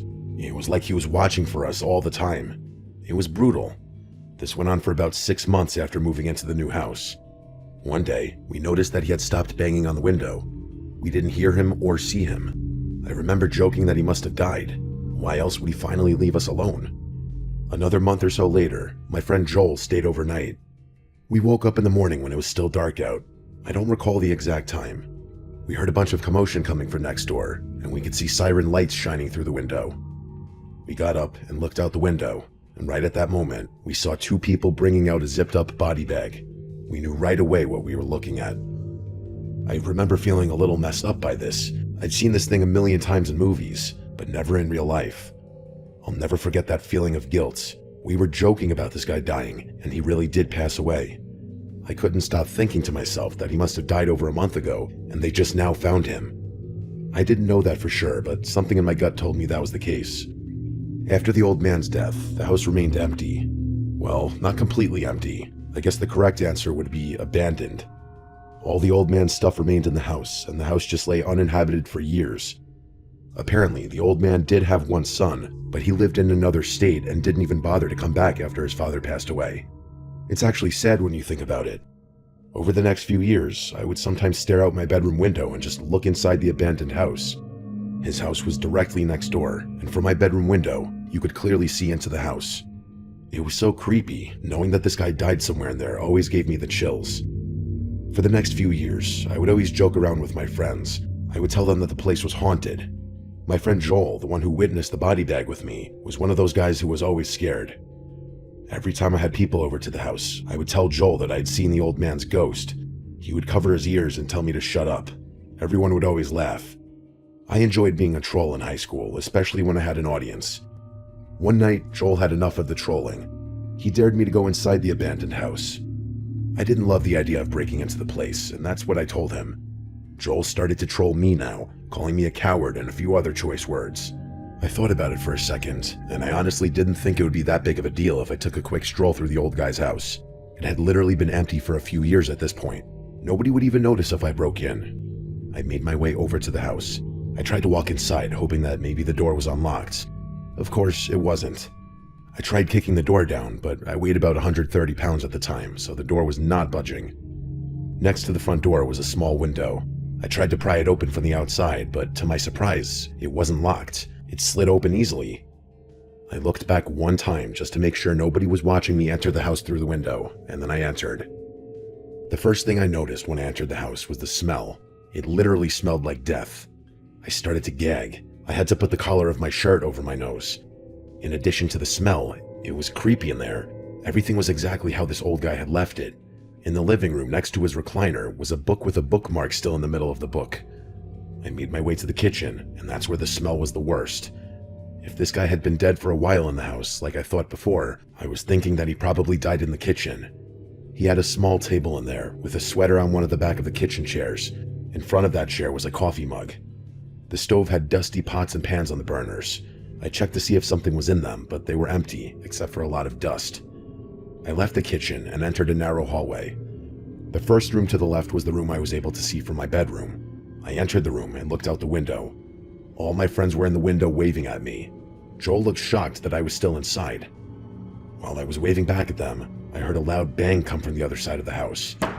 It wasn't subtle either. It literally sounded like a person banging into the wall. I stood completely still. I was trying my best to focus my hearing, but there was no follow-up noise. I looked back at my friends, and they looked confused, almost like they didn't know why I was just standing there. I was creeped out now. Just the weirdness of this entire situation had me feeling off. Even though there was still more of the house to explore, I was all done. I quickly made my way to the door, unlocked it, and let myself out. When I got back inside my house, I told my friends about what I saw and how terrible the smell was. We talked about it for a little while, but ultimately, we moved on quickly after that. That night, after we all fell asleep, Joel woke me up. I asked what he wanted, and he told me he couldn't sleep because he kept hearing weird noises from next door. I dismissed him right away and told him to go back to bed. I tried telling him that his mind was playing tricks on him because of what I told him about the noise. He didn't say anything. In that quiet moment, I heard a weird noise. Joel perked up and told me that's the noise he kept hearing every few minutes. I admit, it was weird. It was like two loud knocks. I sprang up and looked out the window toward the old man's house. It was dark, and I could barely see anything. Joel looked terrified and asked what was standing in the doorway of the old man's room, the room I had been in earlier. It looked like a silhouette of a person. I dismissed it at first, telling Joel it had to be a coat rack or something. Then Joel became erratic. He screamed "no way," He swore that he had just seen the silhouette move. His erratic behavior woke up my other friends. They all looked out the window and agreed with Joel. I told them that there was no way a person could be standing there. Obviously, there was some type of shadow or something else that we just couldn't explain. While we were arguing among ourselves, Joel screamed again. This time he didn't say anything, he just pointed. I looked out the window, and now standing directly in front of the old man's window was a figure. Whatever it was, it had moved from the doorway to the window. It was still too dark to make out any details, but because of where he was standing, you could clearly see now that it was a silhouette of a person. We all started to freak out. We had no idea what we were looking at. While I was watching this figure, it started to move. I was able to see it walk back towards the doorway until it completely faded back into the darkness. I continued looking out the window for several more minutes, but nothing happened. I had no explanation for what happened. I remember telling my friends at the time that it must have been just the old guy's son finally coming back to the house. It was the only thing I could do to get my friends to somewhat calm down in that moment. We spent the rest of that night constantly looking out the window every few minutes, but we never saw anything again. It was about a year after that I finally met the old man's son. He showed up with a dumpster and gutted the entire house, then he sold it right after. My dad talked to the guy for a while, and he told my dad that he had a horrible relationship with his father. It took him years to finally get to the house and sell it. To this day, that is still the most terrifying thing that I've ever seen with my own eyes. I'm happy that I had several witnesses with me that night who all saw the same thing as me. I know sometimes our minds can play tricks on us, so it's validating to have other witnesses who saw the same exact thing. My friends and I still try to get together once a year, even though we all live in different states now. Every time we're together, the story comes up again. I have no idea what I saw in that old man's abandoned house that night. I'm sure there's a rational explanation for what we saw, but I just have no idea what it is.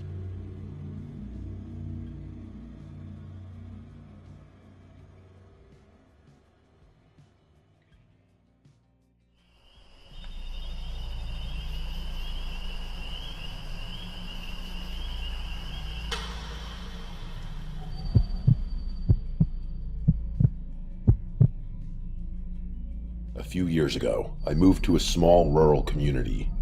I grew up in a fairly large city and was never one for that kind of life. It was loud and chaotic all the time. As soon as I was old enough and could afford it on my own, I moved away. The town I moved to is very small.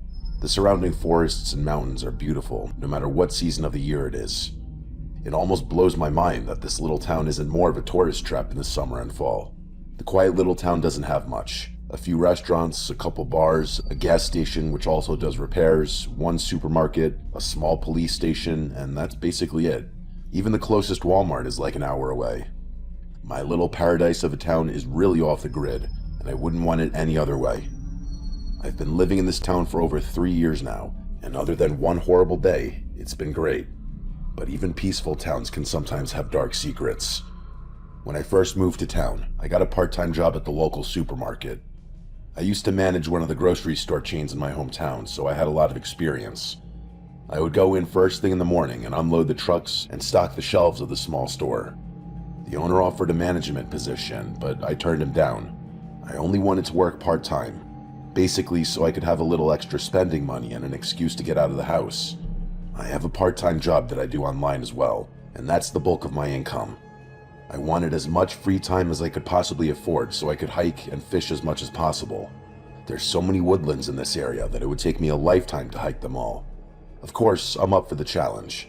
So every day off, rain or shine, I would find a new area to hike, and I would head into the woods for the entire day.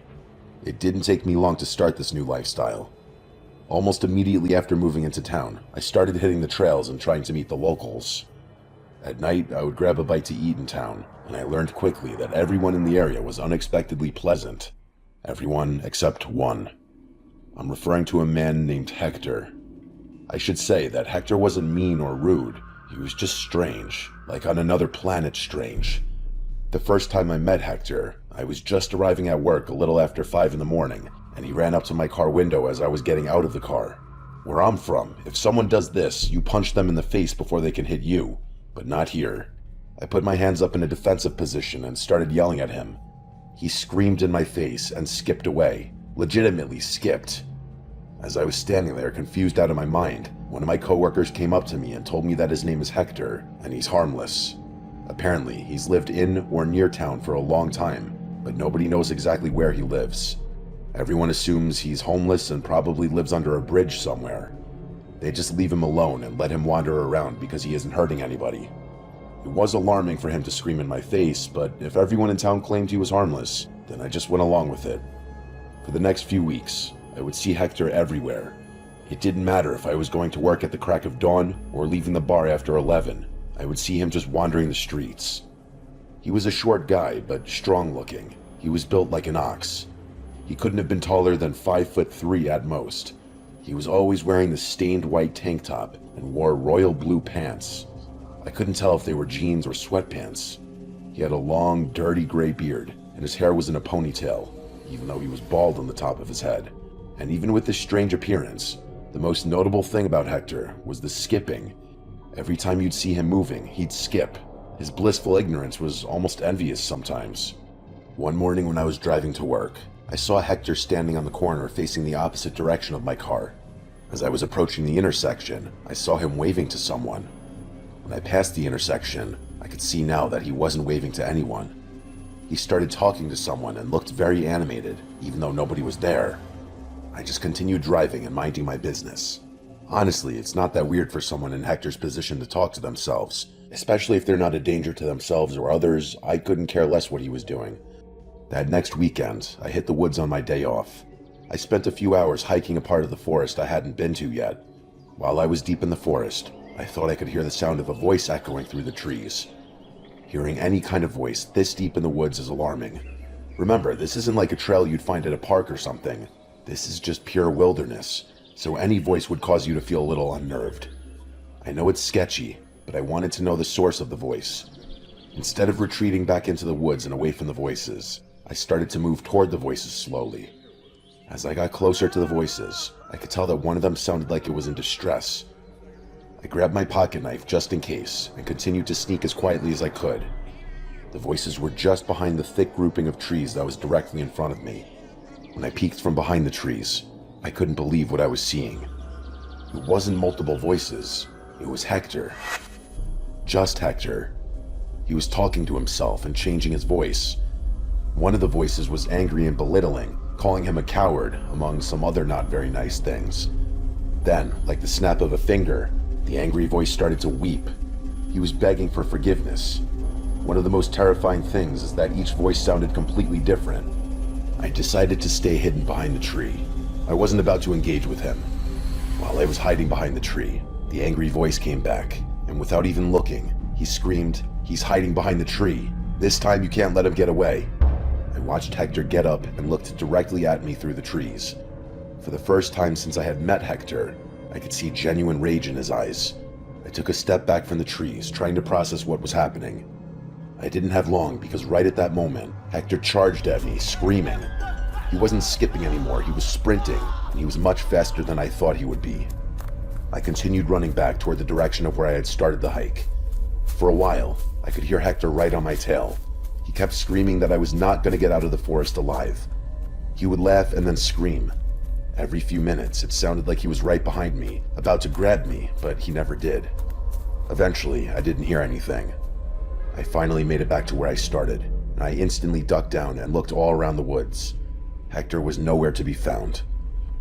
I got to town and went to the local police station and told them all about Hector. The sheriff almost didn't believe me.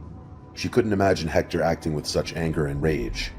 I told her roughly the area of the woods I was in, and she looked like she turned white as a ghost. She couldn't believe Hector was out there for starters. This was several hours worth of hiking into the woods, but she told me that isn't even the most disturbing part. Right around the area in the woods I was describing, she told me they found the remains of one of the local men from town years ago. She told me that it was disturbing and saddening for the entire community. They never found out who did it, and it's one of the only dark blemishes on an otherwise peaceful town. She started to wonder if maybe Hector had something to do with the horrible crime. She was trying to remember exactly when Hector started appearing in the town.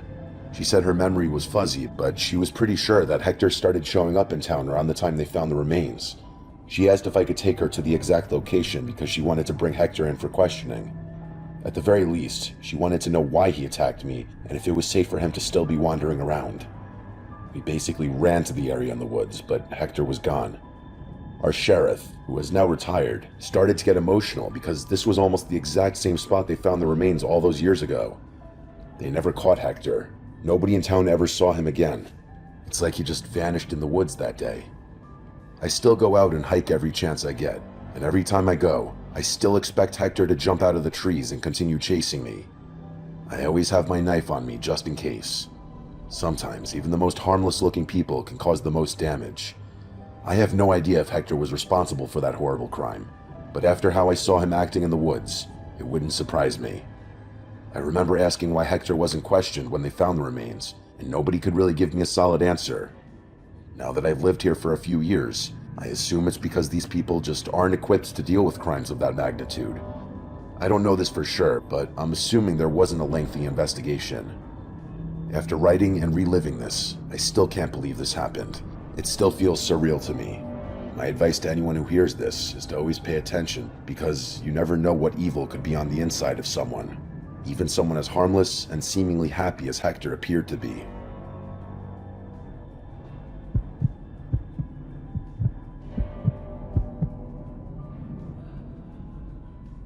I'm writing the story while it's still fresh in my head. My girlfriend Katie and I just got back from what was supposed to be a multiple-day hiking trip. The reason I'm writing this down is that I'm not exactly sure what happened to us. The more I think about it, the more I start to spiral down a rabbit hole of insane thoughts. 3 days ago, we started this long, planned-out hike in the mountains of upstate New York. If anyone's familiar with that area, they'll know just how beautiful it is. When people outside of New York State think about New York, they tend to only think about the city, but there's so much more to this state. I would argue that the nature here in New York is vastly underrated. Our planned trip was supposed to last 4 days and 3 nights, a chance to get off the grid and just be alone with each other in nature. We love to hike and be outdoors. We've hiked forests and mountains all over the country, so this trip wasn't anything out of the ordinary. The first day went smoothly. Other than some patches of rain, we didn't have any other issues. We set up a tent, ate some food, and turned in for bed so we could get an early start on our hike tomorrow morning. During the night, I woke up and noticed that Katie was sitting up. She looked scared, which is out of character for her. I asked her if she was okay, and she sort of tripped over her words at first. Eventually, she got the words out. She told me that she heard something outside the tent, something that freaked her out. Initially, I thought it could have been an animal like a deer because they're everywhere up here, but that wouldn't have caused her to be as freaked out as she was.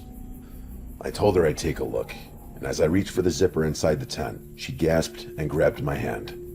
She begged me not to open it. I still had my hand on the zipper, looking at Katie, trying to figure out what could have scared her this much. My thought at the time was that she might have had a bad dream and was still in that half-dream state. While I was contemplating what to do next, I watched Katie freeze. This time, I heard it as well. Outside the tent, I swear I could hear someone walking around. We both sat quietly and listened to the footsteps walking around outside. The way the footsteps sounded, it was clearly not an animal. Whoever was outside just kept walking around the tent. Every couple of minutes, the person would giggle. She had a high-pitched laugh. Neither one of us had any idea what to do. It may have been stupid, but we decided our best course of action was just to stay put until dawn and hope that whoever was outside the tent was gone. I'm not sure exactly how long she was outside the tent, but eventually, the sound of her walking around stopped. For a few hours, we heard nothing except the quiet forest. Usually, this sound is our favorite thing in the world, but on that night, the quiet forest had us on edge. At dawn, I slowly left the tent. Thankfully, we were alone. I felt relief for about 5 seconds. As soon as I fully left the tent, I noticed that there were strange rocks all over our little campsite. Rocks I know were not there the night before. These rocks were also stacked and arranged strangely. Katie was ready to pack up and go home, but the idiot that I am convinced her to keep going ahead with our planned hike. The events of the previous night were horrible, but I was confident that it had to be someone messing with us. I couldn't come up with any other rational explanation. The entire day, Katie kept looking over her shoulder. She was convinced we were being followed. Every time I would stop and look around, I wouldn't see anything. We only hiked for half the day. Katie was all done, and I didn't blame her. We set up our campsite and got ready for the evening. Katie begged me to head back tomorrow. If we left at dawn and basically jogged, we could most likely cover all the ground from the last day and a half. The whole point of these hikes is to enjoy them, and she was not enjoying herself. That night, I was sure she wasn't going to be able to sleep. I was wrong. She must have been exhausted. She passed out as soon as her head hit the pillow. It took me a while, but I finally started to get sleepy. Just as I was about to fall asleep, I could hear someone whisper. It jolted me awake. I looked next to me in the tent to see if Katie was awake. I thought that maybe she whispered something to me, but she was still out like a light. Then I heard the whisper again. It was a soft female voice, and she said, "Come outside, Artie." I couldn't believe I just heard my name. Then a different woman's voice said, "Yeah, Artie, please come outside, we're waiting." I didn't react. I didn't do anything except sit completely still. Katie was still asleep, and I didn't know if I should wake her up and cause a panic, or just ignore this like the previous night. They didn't whisper anymore, but I could hear them running around the tent. It wasn't like the previous night when they were walking. They were for sure running now. To make things worse, while they were running, they started to laugh uncontrollably. These high-pitched laughs were the worst thing I've ever heard. It was like they were cackling. During the laughing, one of the voices got much deeper and louder, and she shouted, "Come outside now." With the loud voices and all the activity outside the tent, Katie was now awake. She instantly panicked and wanted to know what was going on. I can't imagine how disoriented she must have been waking up to screaming and laughing outside the tent. I didn't even have a few seconds to explain to her what was going on, because these women outside started messing with the tent, almost like they kept leaning into the sides of it. Then they would try pulling the tent, and somehow they'd actually move us a little bit. During all this chaos, the women outside continued to laugh. I have to admit, I had no idea what to do. This was way beyond anything I'd ever dealt with. I was scared, and I could tell Katie was horrified. Then, in an instant, we heard several footsteps running away. I could hear the footsteps running further into the woods. It was quiet again. For 30 minutes, Katie and I just stared at each other. We didn't say one word. Neither one of us had any idea what just happened, or how to deal with it. After the 30 minutes had passed with no other sounds, I decided I was going to unzip the tent a little bit and just see if we were alone. I slowly unzipped the tent while Katie squeezed the life out of my arm. Standing about 20 feet from the tent was an image that will be burned into my head for my entire life. It was a young woman who looked like she was in her 20s. She was staring right at me, smiling, almost like she was waiting for me to unzip the tent. She had a white dress on, which is crazy because we were in the woods in the middle of the night. She waved at me. I zipped the tent up and sat there speechless. Katie looked over my shoulder when I had the tent unzipped, and she saw the woman as well. Her reaction was the same as mine. For the rest of the night, we sat and held each other. At any moment, we expected that woman to charge the tent. However, nothing happened. At dawn, I slowly unzipped the tent again. She wasn't there anymore. Just like the previous morning, there were rocks scattered all across the camp in strange formations. There were also sticks tied together that made weird symbols. Symbols I didn't recognize, and neither did Kate. Trust me, I know how this sounds, and I can't believe it either. It sounds like something out of a nightmare. We packed up our stuff, made sure to leave all the rocks and sticks there, and we darted out of those woods. We nearly sprinted instead of jogging. It took less than a day for us to make it back to our car. We drove back to our apartment practically in silence. I told her that as soon as I get home, I'm writing the story and sharing it. As much as we love the woods, I'm in no hurry to go back, especially not those woods.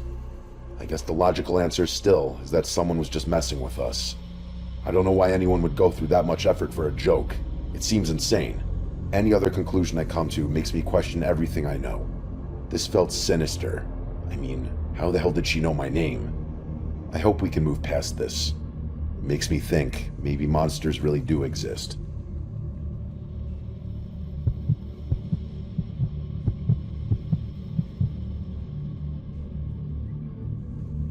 I thought about sharing this story several times throughout the years. I've been sitting on it for a while. I don't talk about it a lot. I guess the main reason I don't like talking about it is that I struggle to fully explain what happened.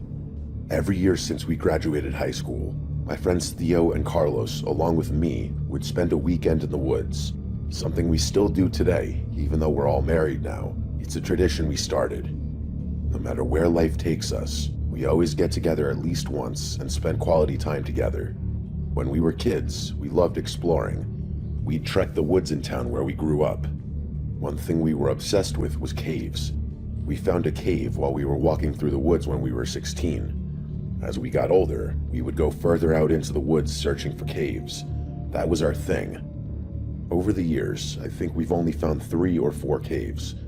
As we got older, our trips were more for friendship than exploring.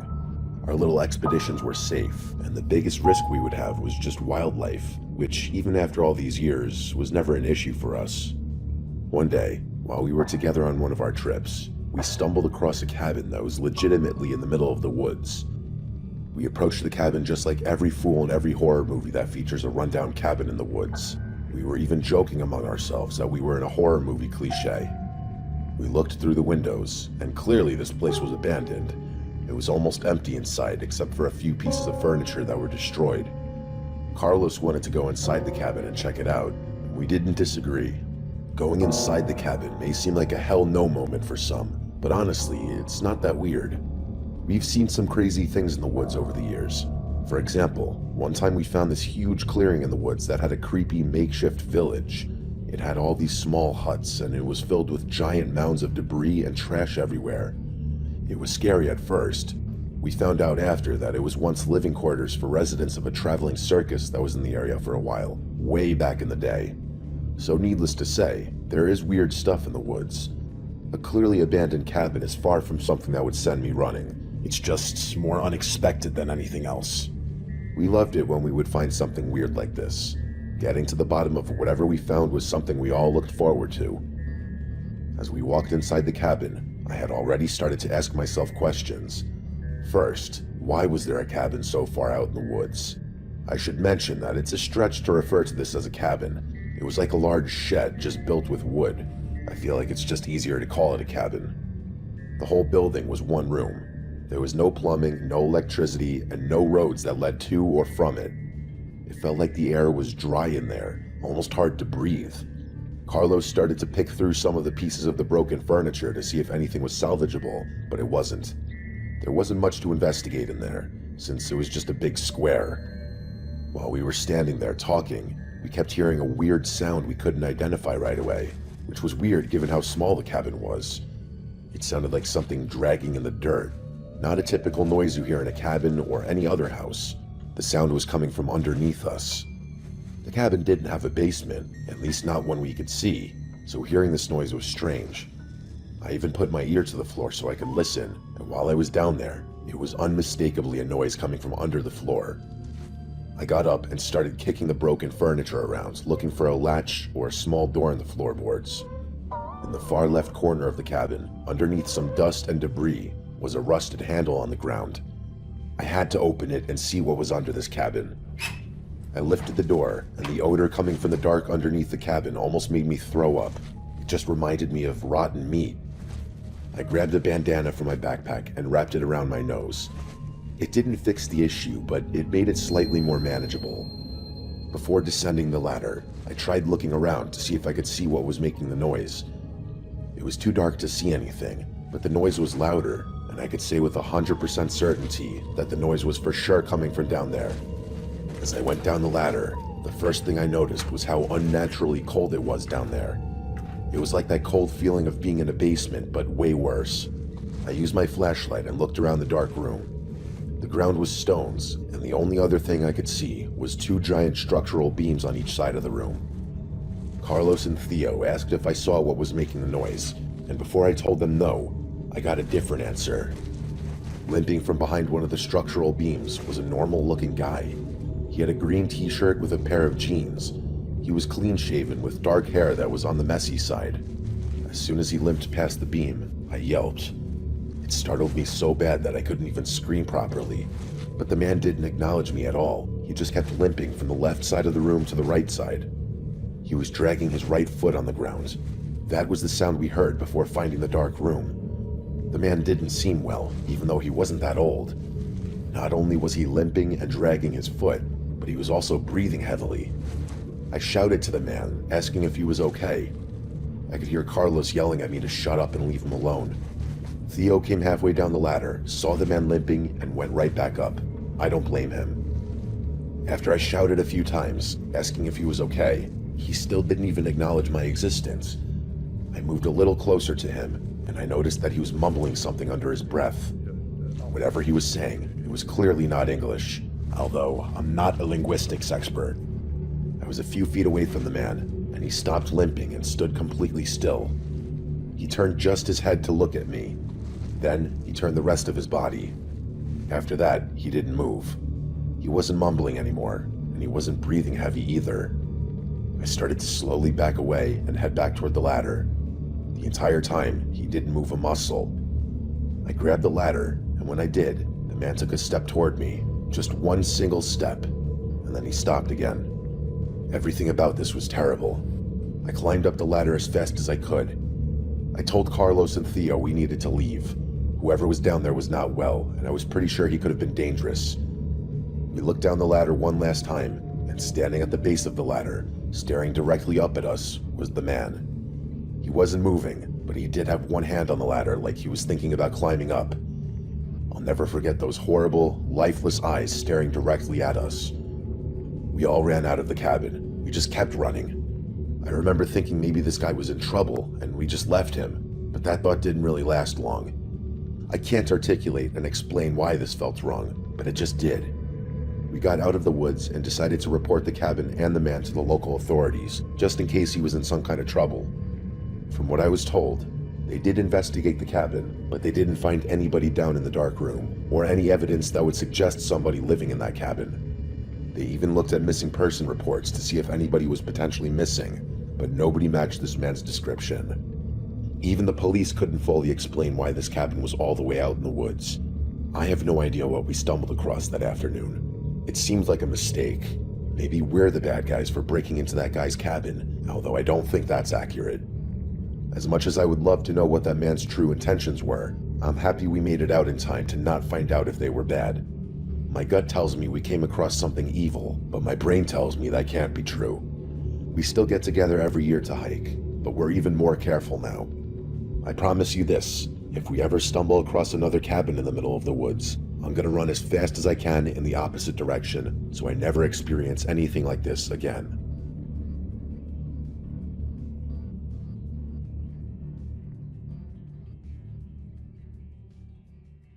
On the evening of December 24th, 2001, 48-year-old Kevin Butler was at his home in the Pleasant Grove neighborhood of Southeast Dallas getting ready to head out for Christmas Eve dinner with his best friend Michael DiNardo. What Kevin didn't know was that two men had spent most of that afternoon drinking in their front yard a block behind his house and were planning to come over that night for reasons that had nothing to do with Christmas. Butler lived alone in his house and ran a local swimming pool company out of the area. According to his sister Kathy, he took in stray cats and dogs and treated them with love. The one he was closest to was an 18-inch white-crested cockatoo Kevin had taken in 2 years earlier from a roommate who'd have to move and couldn't bring him along. Kevin named him Bird. From people who knew their relationship, they knew one thing about Bird. He didn't take kindly to strangers. Back at the restaurant, after waiting for an hour, Michael DiNardo started to worry about his friend. Kevin wasn't picking up the phone, and that wasn't like him. After several calls went to voicemail, Michael decided to drive to his house to check up on him, but when he pulled up into the driveway, it was clear something was wrong. The front door of the house was wide open, and even though it was late at night, the lights inside the house were still on. Looking around, Michael also noticed that Kevin's pickup truck, the one he used to park in the driveway, was gone. Fearing something terrible had happened to his friend, Michael called 911. When officers from the Dallas Police Department arrived, they found the house ransacked. Items were scattered across the floor, drawers were pulled out, and furniture was overturned. Everything in that house felt like a fight had taken place. That feeling would be confirmed the moment they entered the living room. Kevin Butler lay in the middle of the floor with his arms and legs bound with electrical cord. His shirt was soaked through with blood as multiple stab wounds marked his chest and abdomen. There were bruises across his upper body from a beating, and his throat had been slashed. Whoever had done this hadn't been in a hurry. They had taken their time. But what the officers found next was even more bizarre. Looking through the rest of the house, Officers walked into the kitchen where they found Bird lying on the floor near the back wall. He was missing a leg, his wings were broken, and there was a small pool of blood underneath him. A later forensic examination would confirm that he had been killed by a stab wound to the back. But there was one thing about the scene that caught the officers' attention even in all of this. The cockatoo's beak and claws were covered in blood. Police took both bodies to the Dallas County Medical Examiner's office and examined the rest of the house. In the living room, on a light switch a few feet from where the attack had taken place, they found another smear of blood. The same kind of blood was on the handles of 2 of the 4 knives recovered from the scene, but after forensic testing, it would later come to light that none of the blood at the scene had come from Kevin or Bird. Whoever had walked into Kevin's house that night had walked out of it bleeding. By now, police had DNA from 4 separate locations inside the house, but they had no name to match it to yet. The lead investigator, Detective Brent Malden, began working through Butler's co-workers, neighbors, and anyone who had a reason to have been around that house, and it didn't take long for a name to surface. Several people Butler worked with told police about a former employee he'd recently fired and had a public falling out with. That employee was 22-year-old Johnny Cerna, and he lived a block behind Butler's house with his 30-year-old half-brother Daniel Torres. Cerna had worked for Butler's pool company for some time. The exact length isn't on the public record, but it was long enough that Butler had come to trust him with company money. One day he was given a payment to cover an above-ground pool liner, but somewhere between Butler writing it out and the bank processing it, Cerna altered the check. When Butler found out, he fired Cerna on the spot, and in just a few months, what had started as a workplace dispute had turned into something else entirely. Malden brought them in for questioning a few days into the investigation. Both denied being anywhere near Butler's house that night. For now, he had nothing to hold them on. But before sending them home, Malden took their cheek swabs.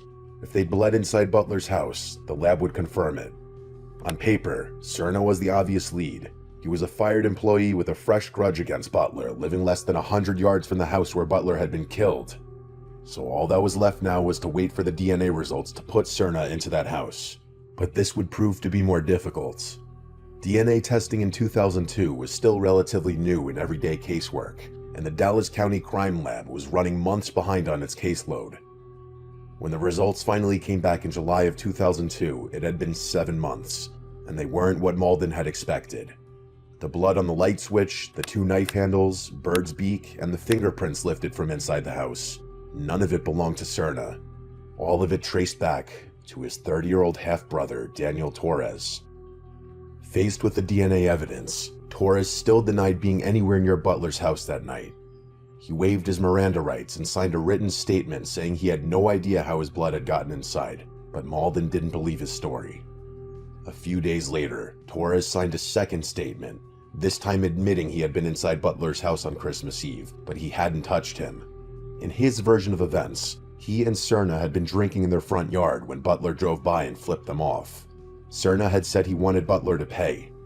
Sometime later, Torres noticed Cerna had left, so he walked over to Butler's house to check on his half-brother. By the time he got there, Cerna already had Butler on the floor and was stomping on him with a knife. Torres claimed he tried to wrestle the knife away and cut his hand doing it, so he panicked, grabbed Butler's truck keys, and took off. According to him, Butler was tied up on the floor and still alive when he left. He also said that during the struggle, the bird had come at him off the porch and pecked at him, in his own words, all over my head, and that he'd grabbed a fork and stabbed at it to make it stop. It explained everything in the kitchen, the injuries the bird suffered, and the trail of feathers running across the house. Confronted with his half-brother's evidence, Cerna eventually broke as well. He told Malden that Daniel had been the one to slash Kevin's throat, while he had searched the rest of the house for valuables. Between the two of them, they walked out with around $1,200. Both were charged with capital murder. In February of 2003, Daniel Torres stood trial in the 292nd Judicial District Court of Dallas County in front of Judge Henry M. Wade Jr. The state's case rested on the DNA found from the different locations in the house. Torres was convicted of capital murder and sentenced to life in prison. Johnny Cerna was tried later that same year and given the same sentence. In his closing argument at Daniel Torres' trial, prosecutor George West had told the jury that Kevin's family had already known. Quote, "This bird spoke. He spoke to us. We know this bird will attack anybody who's attacking his owner. And who did he attack? Daniel Torres." Bird had given his life defending his owner and friend that night. Before he died, he'd left the mark that would eventually put his killer in handcuffs.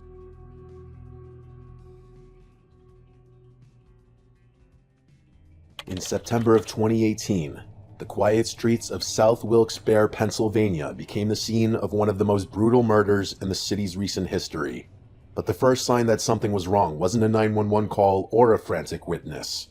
It was a single panicked golden retriever running loose on Cary Avenue at 3 in the morning with nobody chasing him and nowhere left to go. Shortly after, residents in the area began calling in reports of a stray golden retriever wandering the streets. Police Sergeant Joseph Ziegler was dispatched to the location and found the animal unharmed at the nearby Turkey Hill mini-mart that he'd wandered into. The officer was in luck. The dog was wearing a collar, which helped identify its name, Joe. The collar also carried his owner's phone number and address. Figuring this would be a simple find and return case, Officer Ziegler called the owner, but nobody picked up. The same silence would follow after the second and third call. When none of his calls got through, the officer had no choice but to drive the dog to his 14 Donald Court address, roughly half a mile from the store. It was nearing 4 a.m., and the owner was likely asleep. But when the officer reached the address, something clearly wasn't right. The door to the house was unlocked, and the lights were on inside. Maybe the owner had gone out looking for the dog after Joe got out and lost his way. So Ziegler tried the doorbell a few times, hoping somebody would eventually come around to the front door. But nobody responded. That's when he realized this was no longer a routine call and asked for backup. Within minutes, the quiet neighborhood became unrecognizable. Flashing police cruisers lined the street with yellow tape stretched across the lawn. Once the officers got inside the house, it was clear something terrible had happened. The first floor was a complete mess.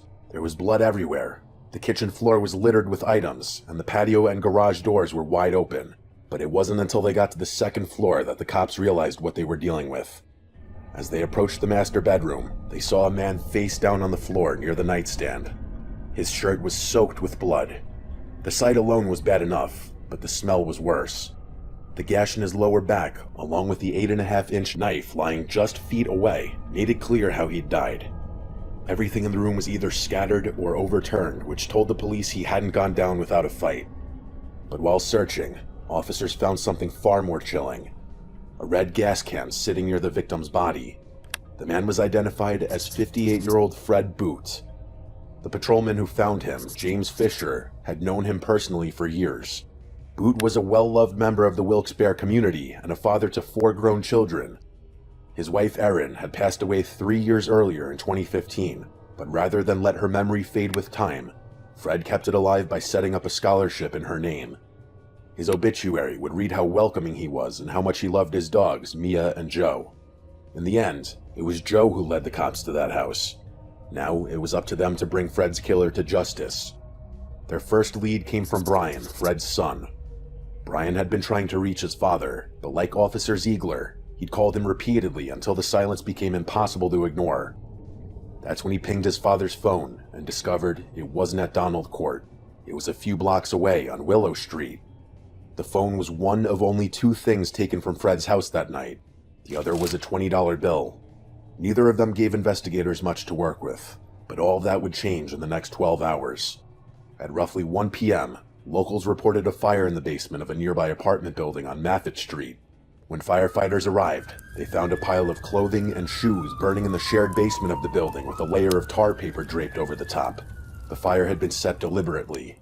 Believing it might be connected to the murder from earlier that morning, they contacted the police. The pattern on the soles of the shoes was an exact match for the bloody footprints leading away from Fred Boot's bedroom. Whoever had tried to burn Fred's lifeless body the night before had later gone to 95 Maffitt Street to destroy any evidence of their presence. This was the killer's second attempt to erase himself from the evidence, but it would fail spectacularly. Earlier, before the fire was reported, a surveillance camera had recorded a man walking into Geisinger's South Wilkes-Barre Hospital. His hands were badly torn up and bleeding, the kind of wounds you'd get from losing your grip on a knife mid-swing. He told the hospital staff he'd been assaulted the previous night, and they had no real reason to question him, but the cops eventually would. That same day, a woman named Carmen Carty walked into a police station and reported her 14-year-old daughter, Louisa Reyes, missing. According to Carmen, Luisa had left the night before with her boyfriend and was potentially in danger. That boyfriend was the same man captured on the hospital surveillance camera that morning, with his hands wrapped in bloody bandages. In the span of less than 24 hours, police were now juggling 4 separate incidents: a murder, an arson, a hospital walk-in with knife injuries, and a missing teenage girl. And all 4 led back to the same man, 31-year-old Reynaldo Mercado. He lived in the building at 95 Maffitt Street, only a few blocks from Willow Street, where Fred's phone was located. The same building where the basement fire had been set hours earlier. Mercado was staying there with Luisa, the 14-year-old daughter of Fred's ex-girlfriend. She had once lived at Fred's house herself with her mother Carmen until Fred ended the relationship that summer. But by the time police had pieced this together, Mercado was already across state lines planning to flee the country to the Dominican Republic. He would have been successful if it wasn't for one mistake Mercado had told his uncle. He and Reyes had shown up at his uncle's house in West New York the night before. The plan was simple: get into New York City in the morning, get a passport, and fly out. Jose didn't believe him at first, so Mercado pulled up the local news reports from Wilkes-Barre and showed his uncle the headlines about Fred Boot. Jose Mercado had just listened to his nephew confess to killing a man in Pennsylvania, and like any responsible citizen, he told the police everything. Mercado was arrested in West New York the next day and was extradited back to Wilkes-Barre that same week. 2 years later, a Luzerne County jury convicted him on every count: first-degree murder, arson, robbery, and abuse of a corpse. He was sentenced to life in prison. Luisa Reyes was tried as an adult despite being 14. She took a plea deal and was given 40 years. After the verdict, the Boot family released a short, heartfelt statement Fred would have been proud of. As for Joe, the dog who set the entire investigation into motion, he went home with Brian, Fred's son. The scholarship Fred had set up in Aaron's name now also carries his: the Fred and Aaron Boot Scholarship for the Arts. On the morning of December 30th, 2018, a police officer from the Virreyes Oeste police station stood guard outside a crime scene in the Presidente Perón neighborhood of San Fernando, Argentina. What he didn't know was that someone else was still in the victim's house. While waiting for the forensics team, he heard a woman scream from inside, which was strange, because the only person in there was already dead. When he went to check, nothing had changed. The body was right where he'd left it. Then the scream came again, and this time, he traced it to a green parrot in a cage by the wall, shrieking the same words at full volume: "Oh, please let me go. Oh no." And at first, no one took it seriously. It was too strange to be a clue, and too senseless to mean anything. The reason the officer was there in the first place was around 6 a.m., a man named Miguel Santorino Roland called 911. Roland, who went by Mambo, told officers he'd come home from his overnight shift at the Virreyes Rugby Club, about 100 meters away, and found a woman dead in her room. When officers arrived at the house, they found the wooden loft in complete disarray. There were mattresses on the floor, items scattered around the room, and in the middle of it was the body of a woman lying face up, without clothes, and with bruises across her face and body, suggesting brutal physical violence. As officers walked through the scene, Roland wrapped both hands around his own throat and suggested that she had probably been strangled. This was strange, considering the forensic team hadn't arrived yet, and nobody in that house should have known how she died. The woman was 46-year-old Elizabeth Alejandra Toledo. Known to the people around her as Ellie, she had a moderate intellectual disability and rented the wooden loft at the top of House 27, at the corner of Boedo and Garidi Streets in the Presidente Perón neighborhood. The parrot in the cage was hers. Ellie had raised it in her care and called it Patchouli. Over time, the two of them had grown close enough that the bird had learned the sounds and phrases of her daily life. Apart from her pet, she shared the house with 3 men. Roland was described as her partner. The second man was 64-year-old George Alvarez, known as Tio George. The third had been kicked out by the landlord 2 weeks earlier, specifically because the landlord had caught him physically abusing Ellie. According to people in her life, the abuse had been going on for some time. None of it had ever been reported. Within days, prosecutor Bibiana Santella from the Gender Violence Unit of San Fernando had all 3 men brought in for questioning. The third was cleared almost immediately when the landlord confirmed he'd been expelled from the property roughly 15 days before the murder, which gave him a verified alibi. That left Roland and Alvarez, who were arrested in January 2019 and held in pre-trial detention, neither of whom agreed to testify. In the meantime, the autopsy was performed by Dr. Federico Corasaniti, and it confirms that Ellie had been sexually assaulted during the attack, hit multiple times, and then manually strangled, which eventually took her life. All of these injuries had been inflicted while she was still alive. As a result, after nearly 3 years of pretrial detention, Roland walked out a free man. But during the trial, the prosecution also brought forward evidence that went beyond the question of who killed Ellie, and spoke to what her life had been like before the night she died. One of those details came from the police officer who had been stationed at the loft on December 30th. He told the court about the scream he heard coming from inside the room, and the words he eventually traced back to Paciuli's cage. "Oh, please let me go. Oh no." These words were formally entered into the case file as evidence, and they were not the only words Paciuli had learned. A neighbor who ran a small shop down the street and used to sell Ellie birdseed for the parrot also appeared in the case file and said she had once heard the parrot repeat a different phrase, "Why did you hit me?" And she remembered exactly when she heard it. It was right around the time the third man had been kicked out of the house for hitting Ellie. Once you give this detail enough attention, it changes how you see everything else in this case, because for a parrot to commit a particular sentence to memory, it usually needs to hear that phrase repeated many times for the sound to register. "Please let me go," or "Why did you hit me?" isn't something a parrot learns from a single night. So for Paciuli to say those words, Elizabeth would have had to say them over and over across multiple weeks in the same desperate tone every time. This means what the officer heard that morning wasn't a recording of her final moments. It was a recording of her everyday life. A parrot can repeat up to 150 words depending on the species. But specifically, you have to repeat many times for a parrot to say something like that, "No, please let me go." It's quite complex what the parrot learned. Imagine what this woman must have suffered before these two men ended up murdering her. As for Alvarez, the evidence against him was much more direct. During the autopsy, the organic remains collected from the victim's body matched his genetic profile.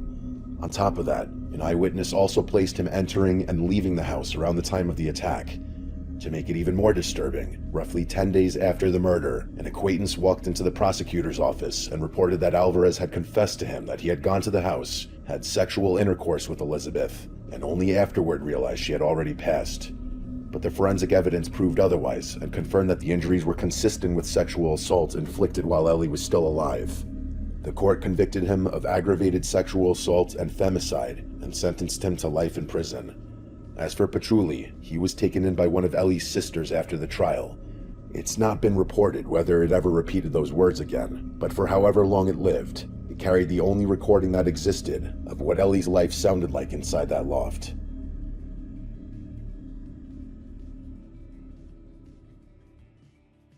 In the fall of 1994, a woman's car was found abandoned in a field on Prince Edward Island, Canada's smallest province. The island's a popular holiday destination in summer, but in winter it became cold, quiet, and buried under heavy snow. With a population of roughly 100,000 at the time, it was a close-knit community where pretty much everyone knew each other. But this abandoned car would set off one of the most horrifying murder investigations on the island, and eventually push investigators into territory no murder case had gone before. It belonged to 32-year-old Shirley Duguay. Shirley was a mother of 5. She stood 4 feet 9 inches tall and weighed less than 100 pounds. Because of her height, she kept a pillow in the driver's seat of her car so she could see over the steering wheel comfortably. On October 3rd, 1994, Shirley left her children in the care of her father, Melvin, and went out to run a few errands, only to never return home. We found it very odd that no one had reported her missing initially, and of course it raised some suspicion with us. Shirley Duguay had been known in the past to take off for a couple of days, not tell anyone where she had gone, and then return. When she didn't come back after several hours, Melvin didn't report her missing right away, as it wasn't unusual for Shirley to take off for a few days without telling anyone.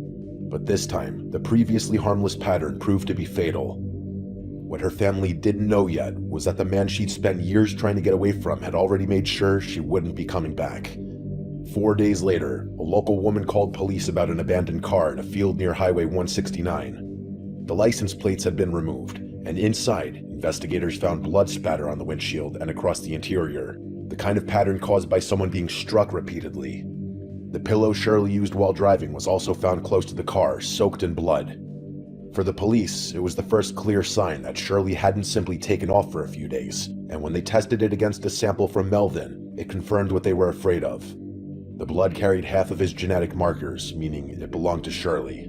But there was no body to be found anywhere nearby, and on Prince Edward Island, where people were not used to violent crimes like this, the case quickly became one of the largest searches the province had ever seen. RCMP officers, 120 military personnel from CFB Gagetown, students from the Atlantic Police Academy, and local residents searched across hundreds of square miles and waterways for months. The first useful item they found was a shovel about a half-mile from the car. Attached to it were 2 long black hairs. When compared with hair from Shirley's hairbrush, the hairs were microscopically similar, enough to make investigators believe the shovel had likely been used after the attack. And weeks later, roughly 15 miles away, inside a plastic bag, they found a pair of white size 9 sneakers and a man's brown leather jacket, also stained with Shirley's blood. The jacket was far too large for Shirley, but when investigators examined the lining, they found something unusual. Roughly 20 brittle white hairs pressed into the fabric. Under a microscope, the center of each hair was much thicker than investigators would expect from human hair. Investigators suspected these hairs to be cat hairs, which was a major roadblock, because no one had ever used animal DNA in a criminal investigation before, and this meant that there was no forensic framework to interpret it. However, by now, the police already had their main suspect. Shirley had been in a relationship with a man named Douglas Beamish for roughly 15 years, and these 15 years were traumatic for Shirley, to say the least. Douglas was a demolition worker with a documented history of domestically abusing her during this period. In 1991, a peace bond, Canada's version of a restraining order, had been issued against him. When Shirley finally left and moved back to Prince Edward Island with the kids, hoping the smallest province in the country would be far enough to put distance between her and Douglas, he followed her there. By the time Shirley disappeared, he was living with his parents a short drive away. In cases like this, an abusive former partner would naturally be one of the first people the police looked at. But in this case, Douglas's history with Shirley wasn't the only reason for them to be suspicious of him. In the summer of 1992, during one of their earlier separations, he had written her a letter threatening to kill her before he'd allow her to get custody of their children. But when the investigators visited his parents' house to question Douglas, he denied everything. He claimed he hadn't seen Shirley for almost a week before she disappeared, and said their last conversation had been pleasant. He also denied owning the brown leather jacket, and even though the sneakers found in the bag were size 9, the same size he wore, he insisted they weren't his. At that point, investigators had no direct way to prove otherwise.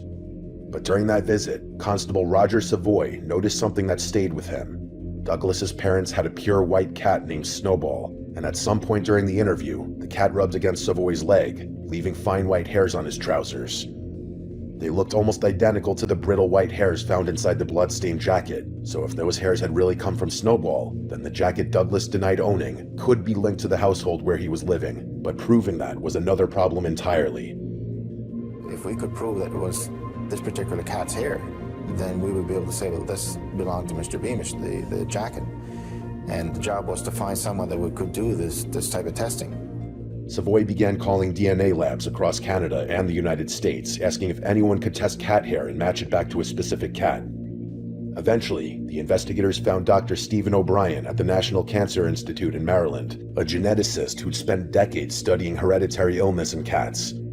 O'Brien's team adapted feline DNA profiling for the case, using genetic markers to compare the hair from the jacket with Snowball's blood.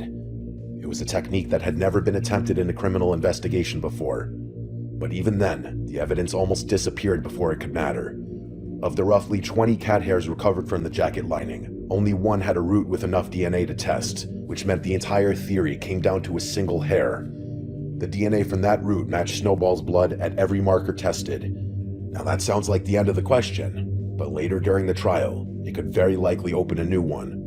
Prince Edward Island is geographically isolated, so if the island's cat population was heavily inbred, it was possible that many cats could share a similar genetic profile.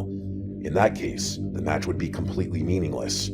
To address that, O'Brien's team tested blood from 20 random cats across the island. You need to know that some other cat on Prince Edward Island couldn't have contributed that hair. What if 25% of the cats on Prince Edward Island had the same DNA profile, or 10%, or even 1 in 100 cats?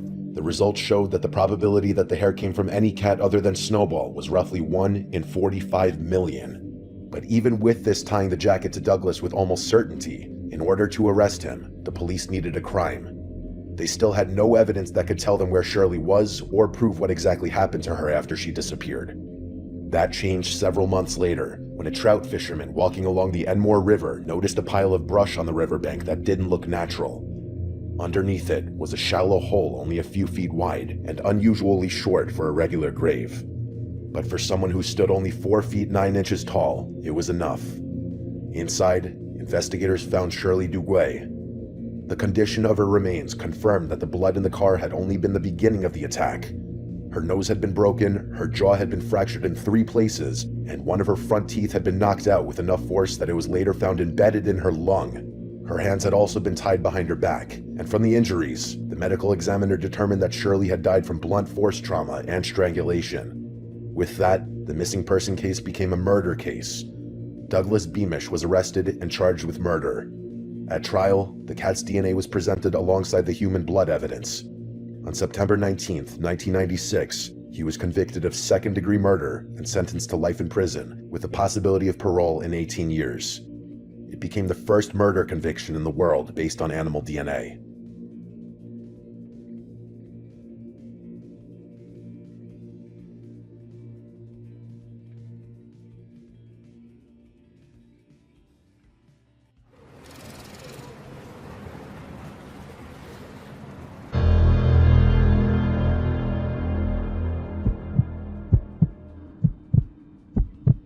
This story is from when I was a senior in high school. Back then, I was a rebellious teenager, but only when it came to my family. I was not a bad kid by any means, just a punk when it came to my family.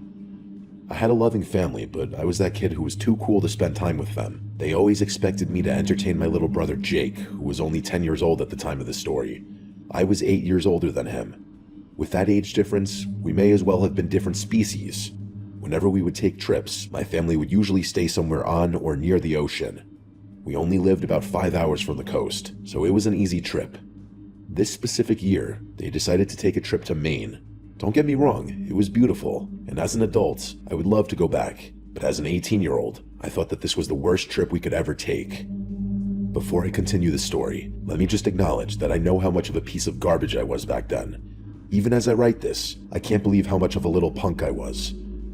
We got to the house, and it was incredible. It looked like something out of a Stephen King novel, which was fitting because we were in Maine. It was a massive white house with green shutters that was deep within the trees. My dad even made the joke, "This is how most horror movies start, isn't it?" Probably not the best thing to say in front of a 10-year-old, but my brother didn't care. He was just as mesmerized by the house as I was. Inside the house was almost like a maze. The back center of the house was a huge living room that had an awesome view of a forest behind the house. The rest of the house had all these hallways that intersected in places that strangely didn't make sense. It was like a house you would design in The Sims, and not something you'd see in real life. The weirdest part of this place was not the hallways, it was that the house connected to a small adjoining house. The house where the owner of the property we were staying at lived. His name was Hugh. He was, let's say, strange. He was tall and wore this very old, sweat-stained bucket hat. His teeth were very yellow, but it wasn't his physical characteristics that stood out. It was his personality. He was goofy and loud, a bit eccentric even. He welcomed my family and acted very friendly toward us. He kept referring to how kind folks from Maine were. My family's polite and nodded along with him while he was talking to them. He told us that he was right next door if we needed anything, and other than that, we wouldn't hear or see him for the entire week. We weren't thrilled about having this person basically in the same house as us, but there was nothing we could do now, and we just decided to make the best of it. Well, my family decided to make the best of it. I was being the worst and telling my family that I wanted to leave. I was looking for any excuse to leave and come home. The first morning there, while we were eating breakfast, my parents told us that we were going on this great hike. I told them that I didn't want to go. After a little back and forth, they decided to let me stay at the house, and the 3 of them were going to go on the hike. The main reason I didn't want to go was that right before vacation, I had just started dating this girl Danny, and I wanted to talk to her. I knew if I went on the hike, I wouldn't get service, so I ditched my family to text my high school girlfriend. I was telling Danny about the house and sending her pictures of the weird layout. When I told her about the adjoining house, she didn't believe me. I told her I was going to send her a video to prove it. At the end of one of the hallways was a door. I sent her a video telling her that behind that door is Hugh's house. She still didn't believe me, so I sent her a video.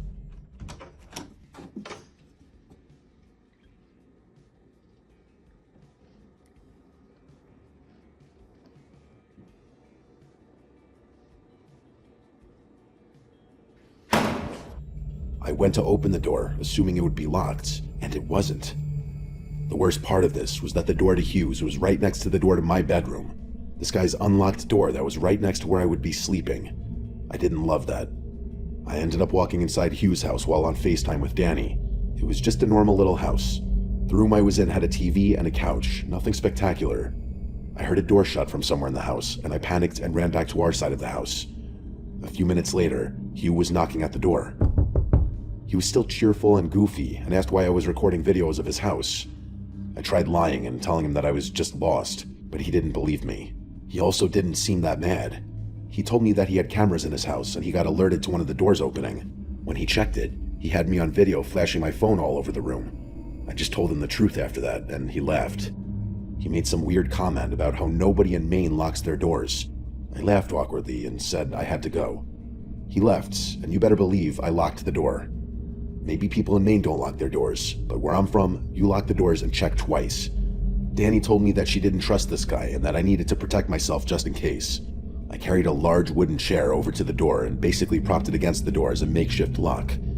When my family came back, I told them about the weird interaction with Hugh, but they were more angry with me that I went into his house. They were right, but I still yelled at them anyway.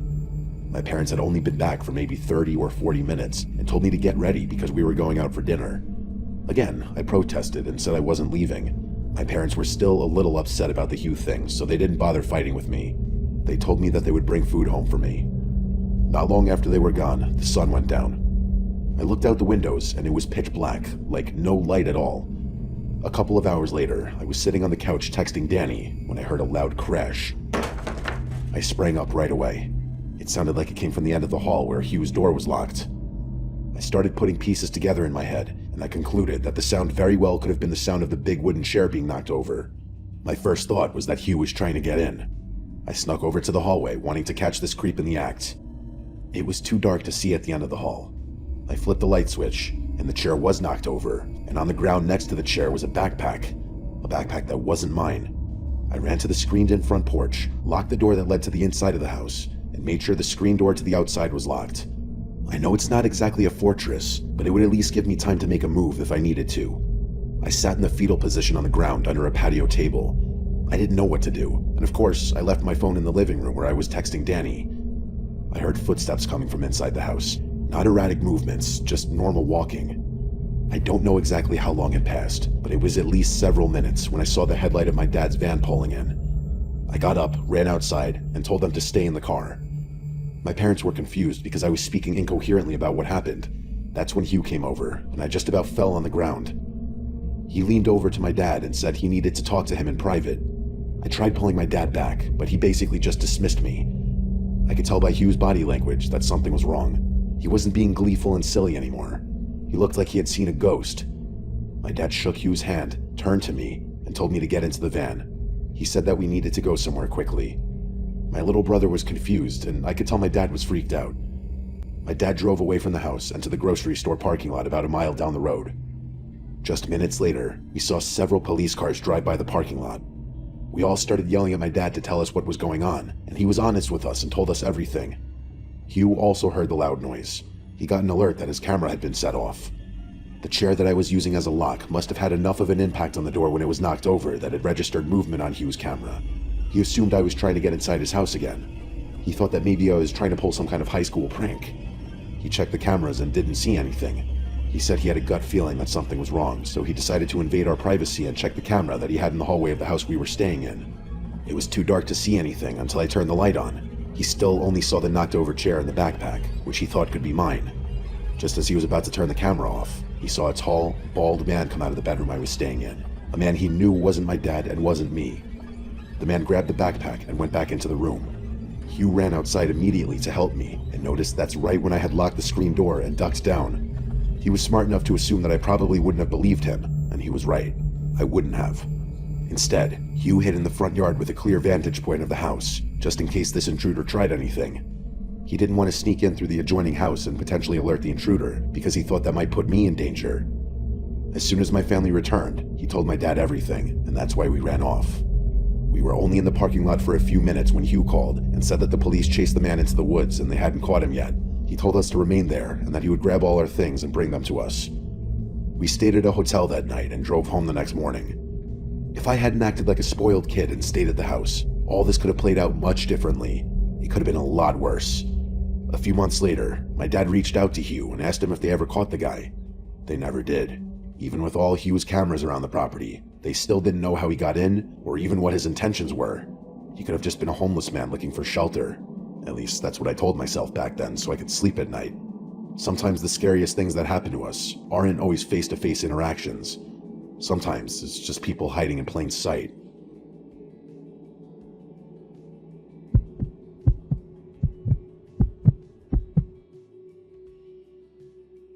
Every year, my family goes on this epic vacation together. We stay at my aunt and uncle's house that's right on the ocean in West Palm Beach. Their son Will is the same age as me, and we've always been good friends. It's also not just my immediate family. My other aunt and uncle join us and bring their kids as well. Their daughter Teresa is my best friend. We went all through high school together, and because we're the same age, have the same last name, and kind of resemble each other, everybody thought we were twins. We would love these family vacations because we would tell strangers that we were twins. As we got older, Teresa, Will, and I would party like rock stars on these family vacations. We would spend the day on the beach with the family, but at night, Will would take us to bars and clubs. Because he was the local boy, he knew all the hot spots. On one specific family vacation from a few years ago, the three of us witnessed something weird, something that still bothers me and freaks me out to this day. Teresa and Will aren't so freaked out. They think what we witnessed was some kind of prank or just a weird occurrence.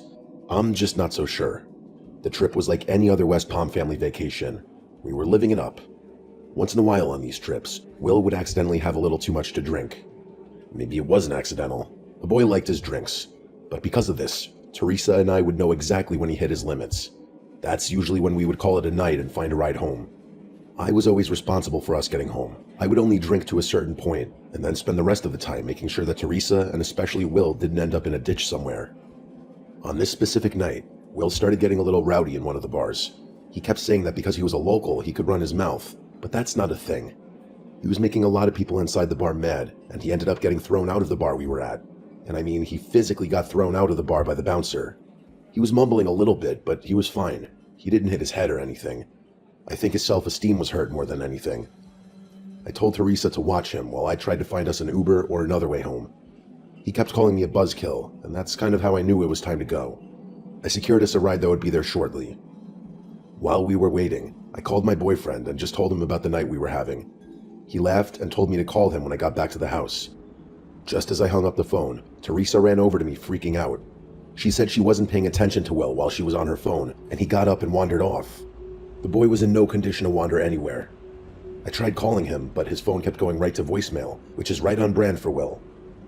After a few minutes of running around the streets yelling his name, I heard Teresa shout at me that she could see him. Thankfully, it was Will. He was walking in a very crooked line and heading towards the swamp or forest or something. I don't know what you would call it in Florida.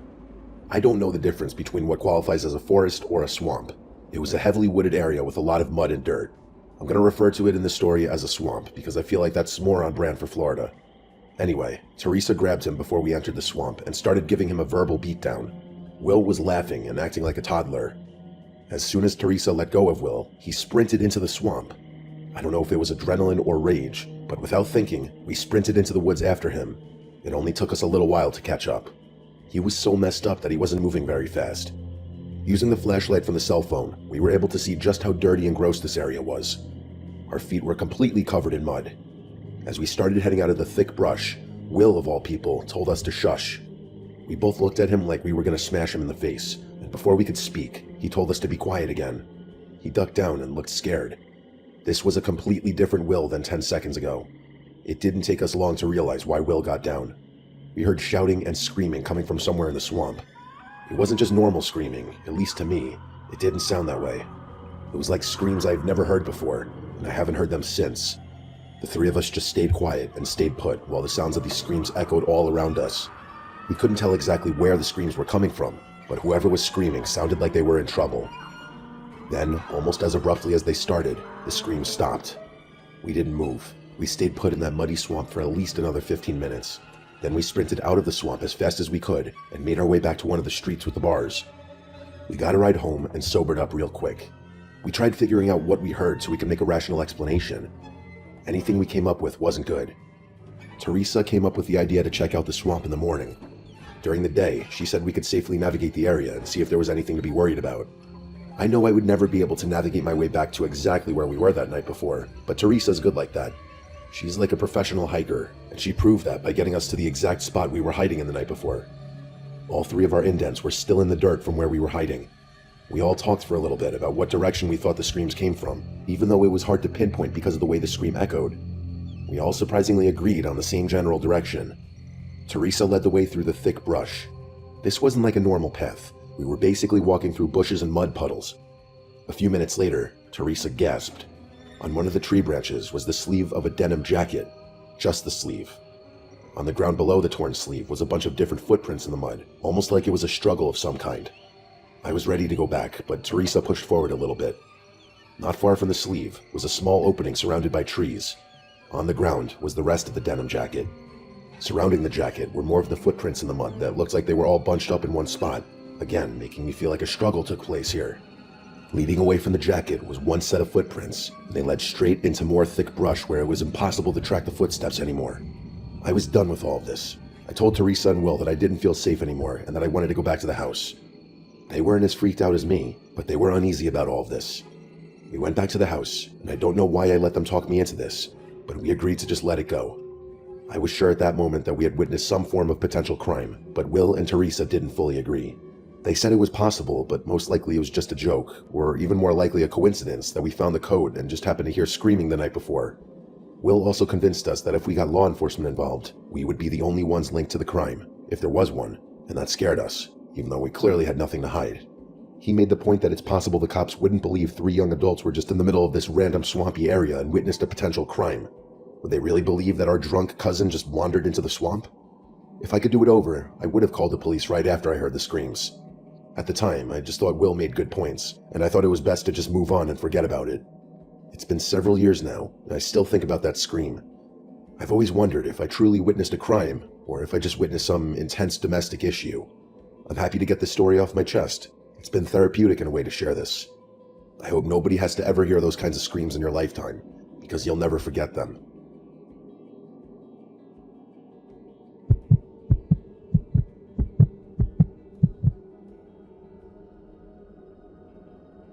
This story I'm about to tell you happened to my girlfriend and I last summer.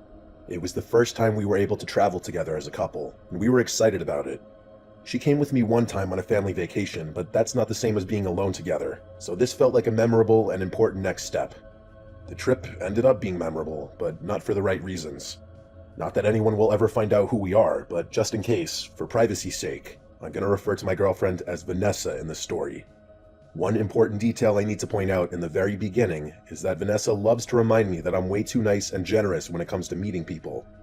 She claims there's a difference between just being nice like a normal person and being like my version of nice, which is apparently treating every new person I meet like they're my best friend.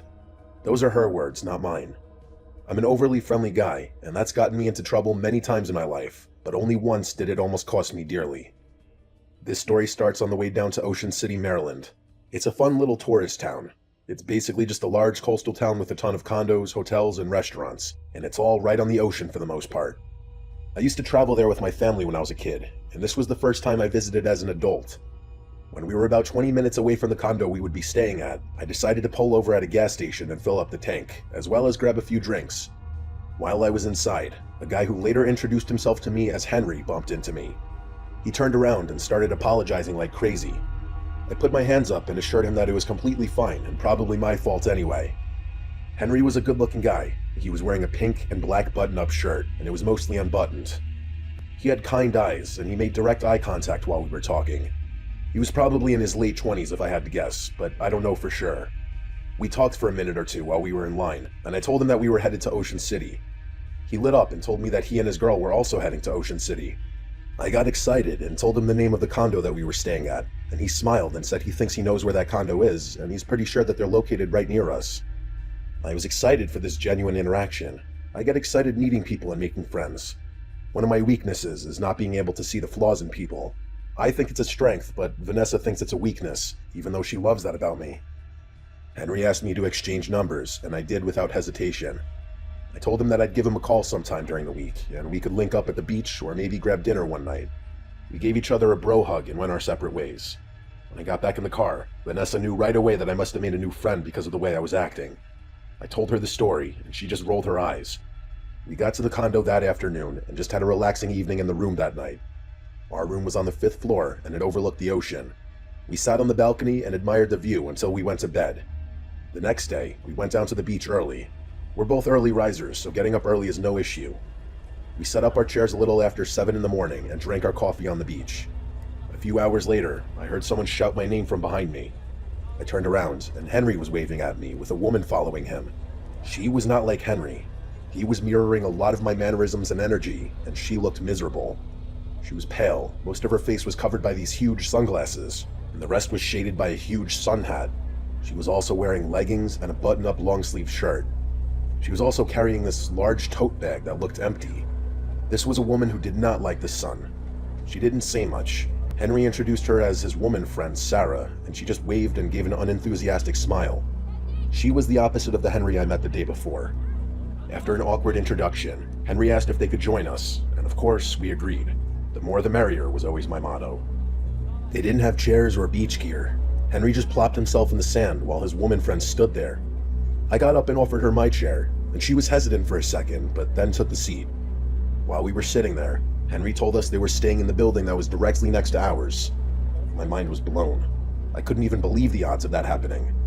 That was a major red flag for Vanessa, but not for me. We hung out for another hour or so, and then went back to the room. Before we left, Henry kept asking if we could all go out tonight for a drink, but I could tell Vanessa didn't want to, so I just told him I'd call him if we decided to go out. When we got back to the room, Vanessa started to tell me about all her concerns. She said that Henry seemed fake and that he was giving her major creep vibes. She also said that Sarah was one of the rudest humans she'd ever met. She complained about the sun the entire time. She also made a great point and said that she doesn't know anyone who comes to a beach town and hates the beach, and then yet goes down to the beach without bringing a chair, a towel, an umbrella, or anything. I told her she made great points and that I wouldn't call Henry the rest of the trip. The last thing I wanted was to ruin Vanessa's vacation. That night, I was sitting on the balcony smoking a cigar, even though that wasn't allowed. It was late, but I'm not sure of the time. I was looking down on the beach, and I swore I could see Sarah down there walking alone. I mean, she had the big tote bag, the big hat, and the same outfit from earlier. I was just too far away to be sure. I went back inside and got ready to call it a night. Vanessa was already in bed. I went to make sure the door was locked, and I thought I could hear someone talking coming from outside the door. This alone wouldn't be concerning, as there are several condos on the floor, but the talking sounded like it was coming from right outside my condo. I tried to listen, but it just sounded like incoherent mumbling. I got close to the door to check it was locked, and before I could grab the doorknob, I noticed it shook, as if someone was trying to open it from the other side. Instead of running or freaking out, I just politely shouted that they had the wrong room. I heard the sound of footsteps running away after I said that. I had just assumed that maybe somebody had mistakenly tried to get into the wrong room. After all, accidents happen. I stayed awake a little longer, just to make sure I didn't have another surprise guest. Nobody else came to the door, and I went to sleep. The next day, the same thing happened. Henry and Sarah seemingly came out of nowhere and joined us on the beach. They were wearing the same clothes again. Normally, that wouldn't be weird on the beach if you were wearing a bathing suit or something, but Henry and Sarah were not wearing bathing suits. He was still wearing the same outfit I saw him wearing at the gas station, and she was wearing the same outfit as the day before. We didn't spend a lot of time at the beach on this day. I could tell Vanessa was all done with these two. I politely told Henry that her and I were going to go back to the room for a while and then have a romantic dinner out. I told him that I'd text him if we were down to grab a drink later. He seemed overly excited for some reason and let us go. While we were getting ready to go out, I looked out the balcony and I saw Sarah standing on the ground where the beach meets the patio of the condo building. She wasn't facing the building, she was facing the ocean. It was weird that she was in front of our building and not where they were supposedly staying. But the weirdest thing was that Henry was nowhere to be found. She was by herself. I watched her for a little while, which made me feel like a creep. A few minutes went by, and Henry emerged from what looked like the bottom of our building. I watched him go over to Sarah. He started waving his hands around and then stormed off in the opposite direction from where they were staying. Sarah waited a few seconds and then followed him. That whole interaction felt weird, but who am I to judge? Once Vanessa was ready, we left the condo and went out to eat. While we were out, my phone kept ringing. It was Henry. I didn't answer it. After dinner, we started walking back to the condo since we were only a few blocks away. Henry called again. Vanessa told me to just text him back and tell him we're going to bed so he stops calling. So I texted him and said that we were walking back from dinner and that we were going to bed early. Immediately, my phone started ringing. It was Henry. I didn't answer. He finally sent a message that said, "Hey buddy, let's meet for a drink before you get back. It's too early to go to bed." Vanessa rolled her eyes, and even I was getting annoyed now. I responded with another text that said, "Thanks for the offer, but we're going to bed. We're already about to be at the condo." Then I got the weirdest text of all, a text that may have had some other implications. All it said was, "Don't go to your room yet." We both stopped and contemplated the text while standing in the parking lot of the condo. Henry was strange, but was he capable of something malicious? Vanessa thought so. We got to the room a few minutes later and noticed that the door was slightly open. I know for a fact that I did not leave the door open. Vanessa started to panic and she waited in the hall. I slowly entered the room and was relieved everything looked how we left it, at least at first. Then I started noticing things that weren't how we left them. The balcony door was open, but nobody was out there. In the bedroom, both of our suitcases were completely ransacked, and the only thing missing was a pair of Jordans I brought, Vanessa's bathing suit, and a picture of us that we had printed out and left on the dresser in the bedroom. We called the police and told them that we thought it might be Henry and Sarah who broke into our room, but those were almost for sure fake names. The condo next door had no record of a Henry staying there, and the only Sarah in the building was not that Sarah. When they tried to track the phone, it was no longer in service. The local police told us that it's not something that happens a lot in that town, but occasionally, some people will try to rob tourists. We were just some of the unlucky people who were chosen, I guess. The only thing I took from this experience is that I really need to be more careful about who I trust. And if anyone out there visits Ocean City, Maryland, just be careful because somewhere out there, Henry and Sarah are still lurking.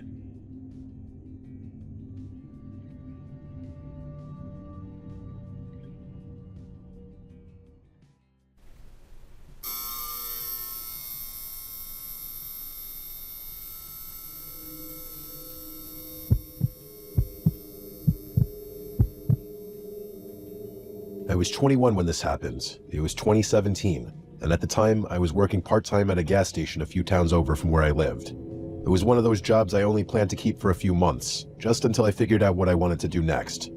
The shifts were usually easy, a lot of ringing up snacks and cigarettes and stuff like that, more so than the occasional person paying for gas and cash. During the day, it was annoying but normal. The nights were different. The nights dragged. The place felt too bright inside and too dark outside, and every customer felt a little stranger. That night, I was working the closing shift by myself, and I still think about it all the time. The store closed at midnight. Around 9 or 10 at night, the phone started ringing. I answered without thinking anything of it. The second I picked up, I heard this weird voice. It was low and drawn out, like someone trying to sound like a killer in a horror movie. It reminded me right away of Ghostface from Scream. It sounded really forced, like someone trying to do an impression, but yet it was still unsettling. The voice asked if I was all alone in the store. I just stayed quiet for a second, then said something sarcastic like, "Yeah, you got me," and then I hung up. I figured it was one of my friends messing with me. I texted the group chat and asked which one of them was calling the store pretending to be a serial killer. They all found it funny and acted confused at first. One of them asked what I was talking about, then another said he was at home. I assumed they were just lying because that would have been the obvious response if they wanted to keep the prank going. About 10 minutes later, the phone rang again. It was that same fake horror movie voice. This time they asked why I hung up. I once again sarcastically said, "All right, you got me." The voice let out this soft laugh that sounded weirdly real, not playful like I expected. Then it said I shouldn't be rude to people who know where I am. I hung up again, but this time I felt a little off. It was probably still a joke, but there was something about how calm the person sounded that got me. I kept trying to shake it off. Customers were still coming in at that point, enough to keep me distracted. People getting gas, buying beer, and getting lottery tickets. But every time it slowed down, I found myself looking at the phone. It rang a third time around 10:40. I answered, and I immediately regretted it. The voice asked if the store always got this quiet that late. That got under my skin more than I want to admit. I said nothing and hung up. After that, I texted my friends again, this time more seriously. I said it was getting old and asked who was doing it. Again, they all denied it. I started messaging them one by one. It was the same thing. One was with his girlfriends, one sent me a picture from his basement, one was apparently at a friend's house almost half an hour away. At that point, I started getting annoyed instead of scared. I thought maybe they had someone else doing it, but the truth was, even though the caller never said my name, he was saying things that matched what was happening in the store, like how quiet it was. Around 11, the calls started coming closer together. I stopped answering after the fifth one. The phone would ring and I would stare at it and let it stop on its own. Then a minute or two later, it would ring again. That went on for maybe 15 minutes. I started checking the cameras more. There were a few around the outside of the building and a few inside. The store sat by itself off a road that got pretty dead at night. There was a small patch of woods behind one side of the building and an alley-like area where the dumpster was. The outside cameras weren't great. They had blind spots, and the picture at night was grainy. Still, I kept flipping through them, half expecting to catch one of my idiot friends crouched outside laughing. I didn't see anyone, though. Then I started hearing little sounds outside, which at first I told myself was nothing. For example, a tap somewhere. Then what sounded like a light scrape near the sidewall. Then a noise by the back that sounded like someone stepping on loose gravel. It got to a point where I couldn't dismiss it any longer. I texted the group chat again and told them to seriously stop. I even sent a picture of the empty store and wrote that this wasn't funny anymore. They kept denying it. One of my friends actually called me from his normal number and I told him what was happening.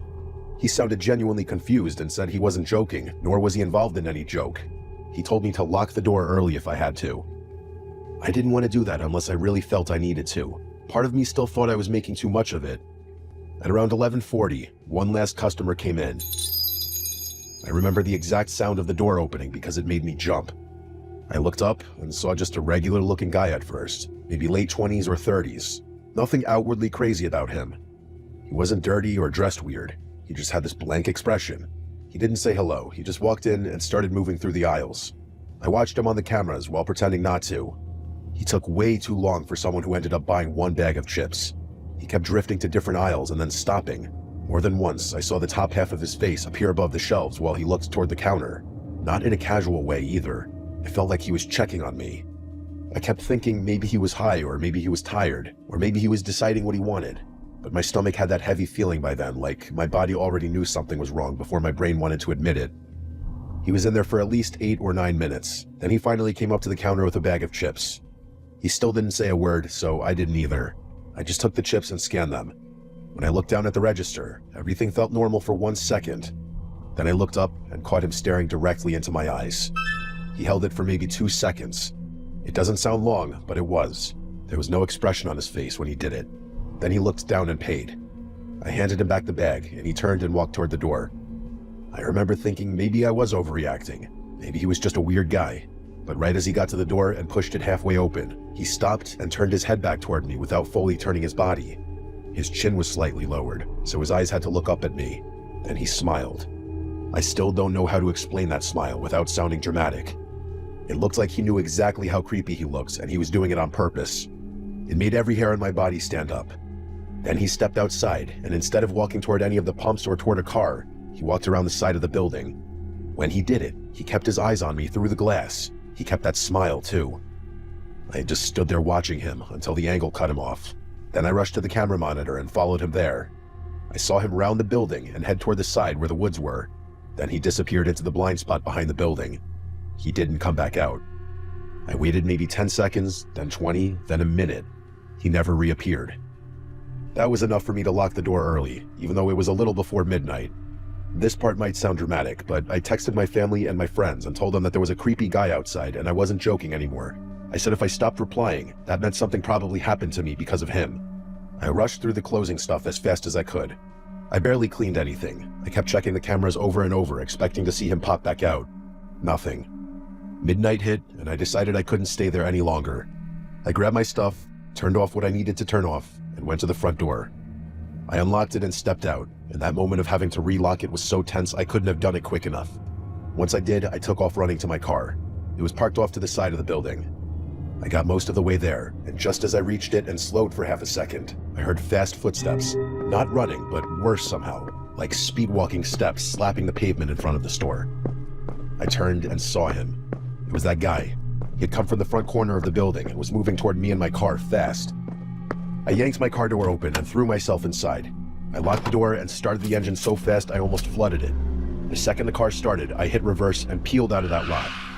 I looked once in the mirror and saw him standing there in the lights watching me leave. The whole drive home, I was sending voice texts and regular texts to everyone saying I was right, that I knew he was going to come out of nowhere. None of that was a prank anymore. The next day, I texted my boss and told him exactly what happened. I said I wasn't doing overnights anymore. He looked at the footage later, and his response honestly made me even angrier.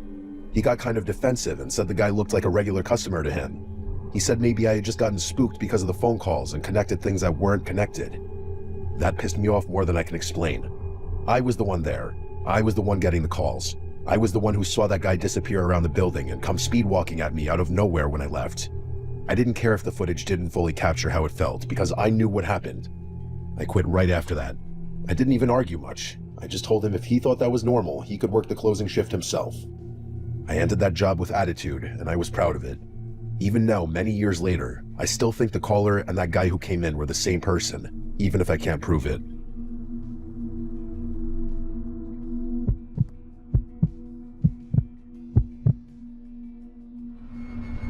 My name is Cadence. I work the closing shift at a small dive bar in the quieter part of my town. The place is right off the highway, but the parking lot also has a back entrance that's available to the general town. It's nothing fancy, just a dimly lit spot where the regulars know each other by name, and the jukebox has been playing the same rotation of classic rock for years.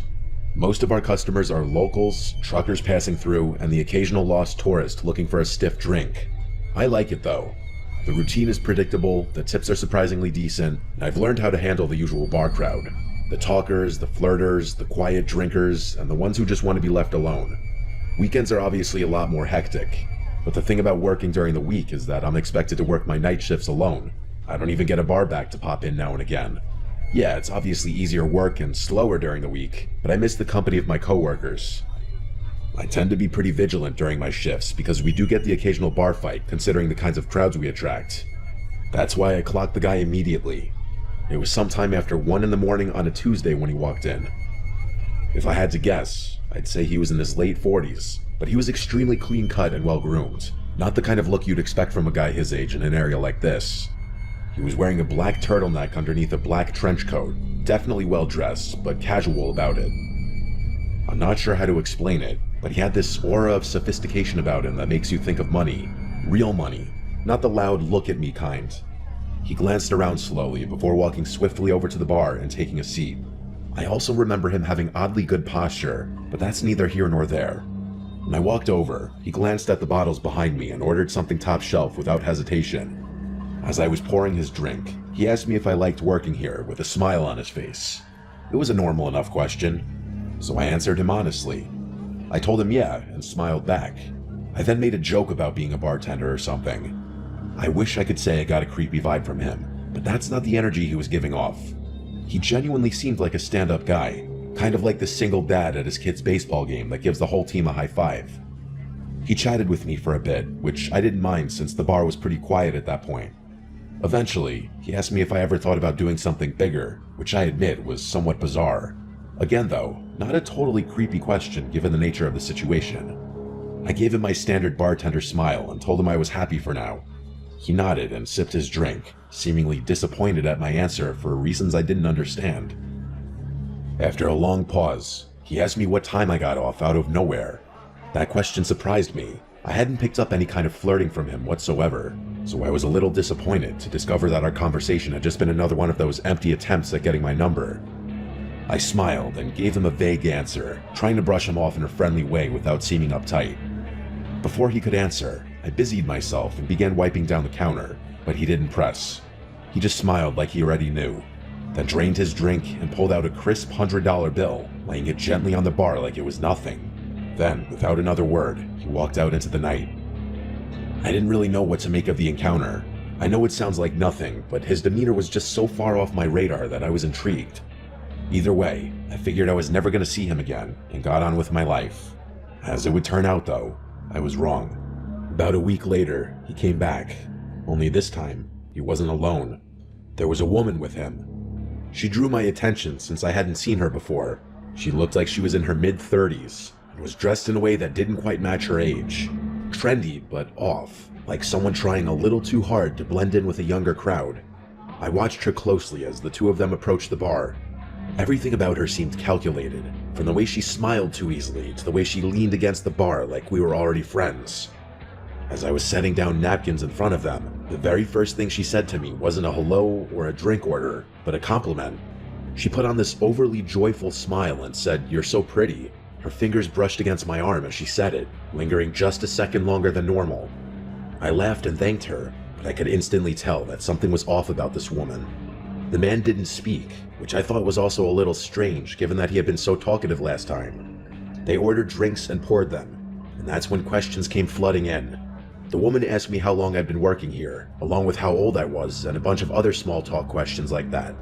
I answered in short, polite sentences, but I got the sense that this wasn't small talk. She was studying me. At one point, she looked over at the man, and it seemed like they were communicating despite not speaking. She looked back at me and told me that she ran an exclusive event club. She leaned in a bit as she said it, lowering her voice as if to prevent her being overheard by another patron. She told me that she's always looking for young, fun people for private parties, and that I'd make a killing, 10 grand for a weekend. I let out a small, forced laugh and told her it sounded too good to be true. She insisted that it was real, and told me that a bunch of girls like me worked for them. Her smile never faltered at any moment, which was starting to creep me out. She steered the conversation back to the job, circling around the same words. Fun, safe, exclusive. Then, casually, she said, "You should step outside for a second. There's someone who can explain it better." My pulse kicked up. I wasn't playing around at that point. I didn't even bother pretending like I wasn't creeped out. "I'm good," I said in a firm voice, no smile on my face this time. Just then, a group of customers walked in, laughing and talking loudly. The woman's expression changed in an instant, her friendly mask slipping just slightly before she turned to the man beside her. Without another word, they left. I'd be lying if I said I wasn't unsettled after that.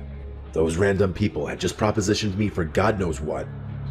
I told my coworkers and my boss about the situation, and we all agreed to keep an eye out should those people return. My boss assured me that he was always a 15-minute drive away should I need him, and the bar's security cameras were typically enough to deter any misbehavior. There wasn't really much I could do beyond that. It's not like those people had done anything illegal. I tried to push it out of my head, but a few nights later, after closing, I saw the car. It was parked across the street, engine off, just sitting there. I tried to tell myself it was nothing, but the feeling of being watched crawled over my skin like static. As I walked to my car, I kept my head down, my keys clutched tight in my hand. When I pulled out of the lot, I checked my mirrors. The car followed. It stayed back just enough to avoid suspicion, but every turn I made, it was still there. I took a random turn onto a side street, and it followed. Another, still there. I started freaking out internally. I knew it was them. I forced myself to stay calm, to think. Then, without hesitating, I navigated and pulled into the parking lot of a police station, gripping the wheel so tightly my knuckles practically turned white. The second I pulled in, the car sped off. Nothing happened after that for a while, but I knew it wasn't over. It turned out I was right. It was a slow weekday shift, barely anyone coming in. By midnight, I was wiping down the counter, half thinking about closing early, when the door creaked open. It was the woman. I immediately sent my boss a text as inconspicuously as I possibly could. I looked back up, and the woman was staring at me with that same artificial smile. She walked slowly to the bar and sat down with her hands folded neatly. I was debating just telling her to leave when she said, "Thought I'd come check on you." My stomach started twisting, but I did my best to hide it. I told her we were about to close and that she had to leave, but she made this pouty face and asked for just one old-fashioned. I thought about denying her, but I figured pouring the drink would stall her long enough for my boss to arrive. So I turned around and got started, trying to keep my cool. And then I heard it. The soft, unmistakable click of the front door shutting. I whipped around. The woman was gone. I felt this awful pit in my stomach as I stepped toward the entrance. Through the glass, I saw it. A black van idling just outside. Without thinking, I locked the door as quickly as I could. But then, metal rattling from the back door. Someone was trying to get in. I didn't think. I grabbed the heaviest thing I could, a metal shaker, and clutched it like a weapon as I dialed 911 with my other hand. There was no way the police would get there in time, so I thought about making a run for it out the front door, but I didn't for whatever reason. I was bracing myself for a fight when I saw headlights pulling into the lot. It was my boss. The sounds on the back door suddenly stopped, and a few seconds later, the van pulled out of the lot with a screech. I embraced my boss and told him what had happened, and he said he had gotten the license plate of the van as it was leaving. When the cops arrived, my boss reviewed the security footage with them. It was worse than I had imagined. Just before the woman left, the cameras had captured 2 masked figures crouching near the front door, waiting. There was another person in the back who was banging on the door with his fist, clearly trying to flush me out to the front. It was downright horrifying. To make matters worse, the plate number my boss had caught turned out to be unregistered. It's been quite a while since this incident, but no progress has been made. The only good news to come out of the whole thing is that my boss doesn't make me work alone anymore. Despite that, I'm still extremely uneasy anytime I'm scheduled for a night shift. I still question how they knew I'd be working alone. It doesn't make any sense. Even now, I often think about what would have happened had I given in to fear and run out the front door.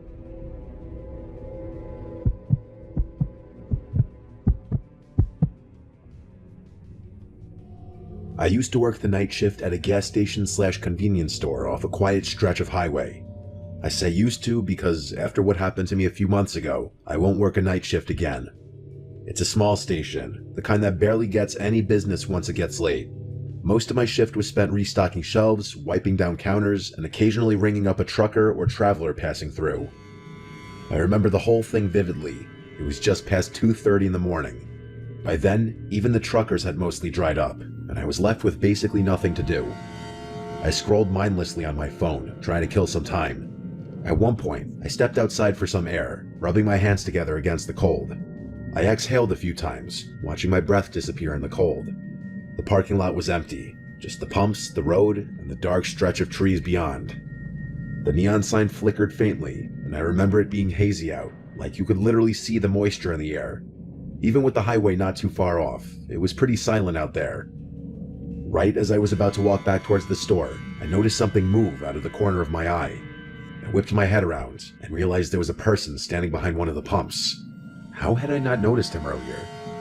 He was wearing a dark red hoodie with the hood up, and he had both hands shoved in his pockets. There wasn't a car in sight, so he obviously wasn't fueling up. The only thing was, he didn't seem to be heading towards the store either. He was just standing there, half turned toward the store like he was watching me. At first, I figured maybe he was waiting for someone, but something about the way he moved rubbed me the wrong way. He was kind of shuffling about in this circular pattern. I entered the store, but made sure to keep an eye on him through the glass. I kept track of him while pretending not to, hoping someone would drive up and pick him up or something. But after a few minutes, he started walking toward the door. Slow at first, then suddenly pushing inside like he'd made up his mind all at once. He walked up to the counter, but didn't say anything right away, just stared at me like he was sizing me up. Then, in a rushed, almost rehearsed way, he muttered that his car had broken down just before the pumps. He said he needed a jump, or maybe just a little gas to get to the next town. I was literally shocked. He wasn't even trying to make his story believable. Like, I couldn't believe he actually expected me to buy his BS story. I offered to call a tow truck instead.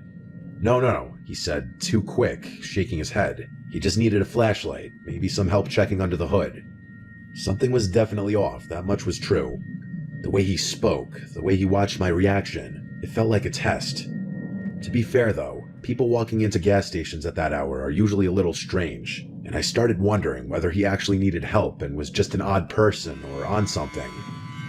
I asked him where his car was parked, and he told me it was just beyond the highway entrance. I was obviously skeptical, but then he pointed at the monitor behind me. I turned to look at the screen, and to my surprise, there actually was a car parked out there. I thought to myself, oh crap, maybe this guy really does need help. And that's when it hit me. I had literally just been outside, and I would have remembered a car parked out there. I glanced back at the monitor, and saw the slightest movement near the car's back bumper. Someone was crouching just out of view. A cold wave of dread hit me. I forced a casual smile and agreed to help the guy, but not before telling him I needed to grab my phone from the back office. I turned slowly, not wanting to spook him. But the second I was out of his direct sight, I slammed my hand onto the emergency panic button under the counter. The alarm went off instantly, screeching through the store. I expected him to attack me, but what he did instead was even more unsettling. His nervous energy disappeared. No more fake urgency, no more shifting from foot to foot. He actually relaxed. His whole body language shifted, and then he smiled. Not a panic smile, not an embarrassed one either. A slow, knowing grin, like he had all the time in the world, like this was amusing to him. I was in shock. I didn't even have time to get physical with him. In one fluid motion, he turned and bolted. I ran to the monitors just in time to see both of them take off. Not toward the car, but into the woods behind the station. The car just sat there, engine off, headlights off. No one inside. By the time the police arrived, it was exactly as I saw it. The car was still there, but the men were gone. No footprints leading away, no sign of them anywhere. And then one of the officers pointed something out. Something I hadn't noticed before. The front passenger door was open. There had been a third person inside the whole time. The police took my statement down, I turned over the surveillance footage, and that was that. A few days later, they followed up with me. They had the car towed and ran the plates. Turned out, it had been reported stolen nearly a week earlier, over 100 miles away. No one had come forward to claim it, no reports of missing persons, no other crimes linked to it, just an abandoned vehicle in the middle of nowhere with no explanation. That was months ago, and still nothing. I don't know why convenience stores are such popular targets, but I can say for sure that I will never work another night shift again.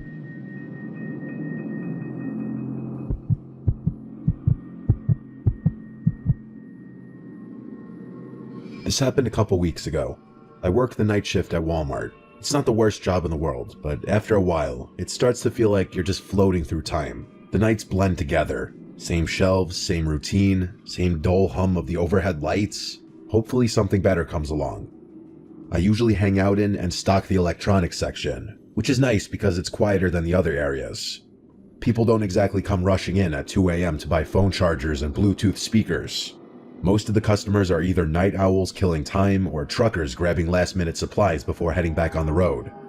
That's why I noticed him. At first, I didn't think much of it. Just another guy wandering the aisles, probably waiting for someone. But after a few minutes, I realized he wasn't shopping. He wasn't even pretending to. He just kept appearing. Every time I glanced up, he was lingering nearby, hovering in the next aisle over or standing a little too still by the clearance section. He wasn't looking at anything. He was just standing there, watching me. I told myself I was overthinking it. The store is big and maybe he was just taking his time. But the way he moved, always just close enough for me to notice, never actually picking anything up, it set something deep in my gut on edge. I was waiting for him to just get on with it and ask for my number, but he never approached me. It was like he wanted me to see him, which didn't make any sense to me. I went to radio someone about it, but realized that the batteries in my radio must have been dead because it wasn't working. Eventually, I started debating whether I should go find a manager when I felt a hand wrap around my arm. I nearly jumped out of my skin, but before I could react, a woman's voice rang out loud, friendly, overly familiar. She exclaimed, "There you are," before going on a little spiel about how she had been looking all over for me. I turned, completely thrown off, and saw a woman I had never seen before in my life. She was smiling, her grip firm on my arm, like we were old friends reuniting. Before I could say anything, she leaned in and whispered, her tone dropping to something low and urgent. "That guy's been recording you. Follow me." My stomach dropped. I turned my head slightly, just enough to glance back. The man was still there, only now, he wasn't even pretending to browse. He was staring right at me. A cold wave of fear crept over me. I let her pull me. I didn't even question it. The way she grabbed my arm, the way she spoke so loud and casually, like we were two old friends reuniting, I clung to it. I was beyond grateful that someone had realized what was going on and put herself in an uncomfortable position just to help me. She kept up the act as we walked, rambling about something, maybe a trip she had taken, maybe an inside joke we supposedly shared. I barely processed the words. My thoughts were stuck on him. Had he really been recording me? That was creepy as hell. I wanted to know if he was still following us, but I couldn't muster the courage to turn around just yet. The woman steered me through the aisles, moving fast. I barely noticed where we were going, only that we were going, that the distance between me and that man was growing. In all honesty, I was kind of expecting her to quit the pretending to know me at some point, but she kept it up. At one point, it was getting a little uncomfortable, so I glanced behind me, and to my relief, that man was no longer following. The woman kept pulling me forward, though. I told her that we were good now and that we should probably go find my manager, but she just squeezed my arm tighter, telling me that he was lurking somewhere. I thought to myself, so what? What's he gonna do in a store full of employees? I was obviously worried at first because no one was around, but now that I wasn't alone, I started realizing that there wasn't much of a point in being scared anymore. I told her this, but she continued moving. I told her I was serious and planted my feet, twisting my arm slightly to loosen her grip. "You can let go now," I said, but she didn't. She smiled at me, but something in it was off. "Come on, just a little further," she said, basically tugging me at that point. I glanced around. The store was basically dead. We had moved past the registers, past the self-checkout, past the aisles that saw the most foot traffic. The warehouse section loomed ahead, dimly lit and nearly empty. Beyond that was the side exit, the one without cameras, the one employees used for loading shipments. That's when it dawned on me. She was leading me straight to the exit. I didn't think. I screamed for help as I yanked my arm free of her grasp with all my might. She lost her grip just enough for me to pull free. I didn't waste another second.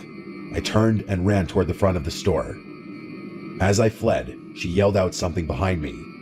She yelled for me to come back, followed by my name, which I hadn't given her.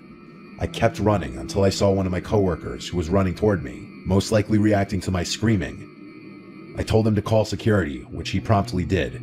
That woman was long gone, though. By the time I told my story to the security guards, that woman and that man were nowhere in sight. They reviewed the security footage, and just as I suspected, the woman and man walked into the store together. She had been with him the entire time. The man's face was clear as day in one of the frames, but hers was always turned away. I had a feeling she was the mastermind behind the whole thing, so I was infuriated that the cameras hadn't picked her face up. Every second of it had been planned.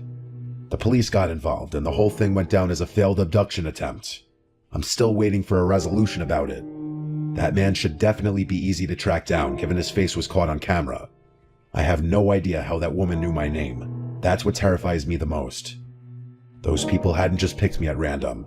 I was a direct target.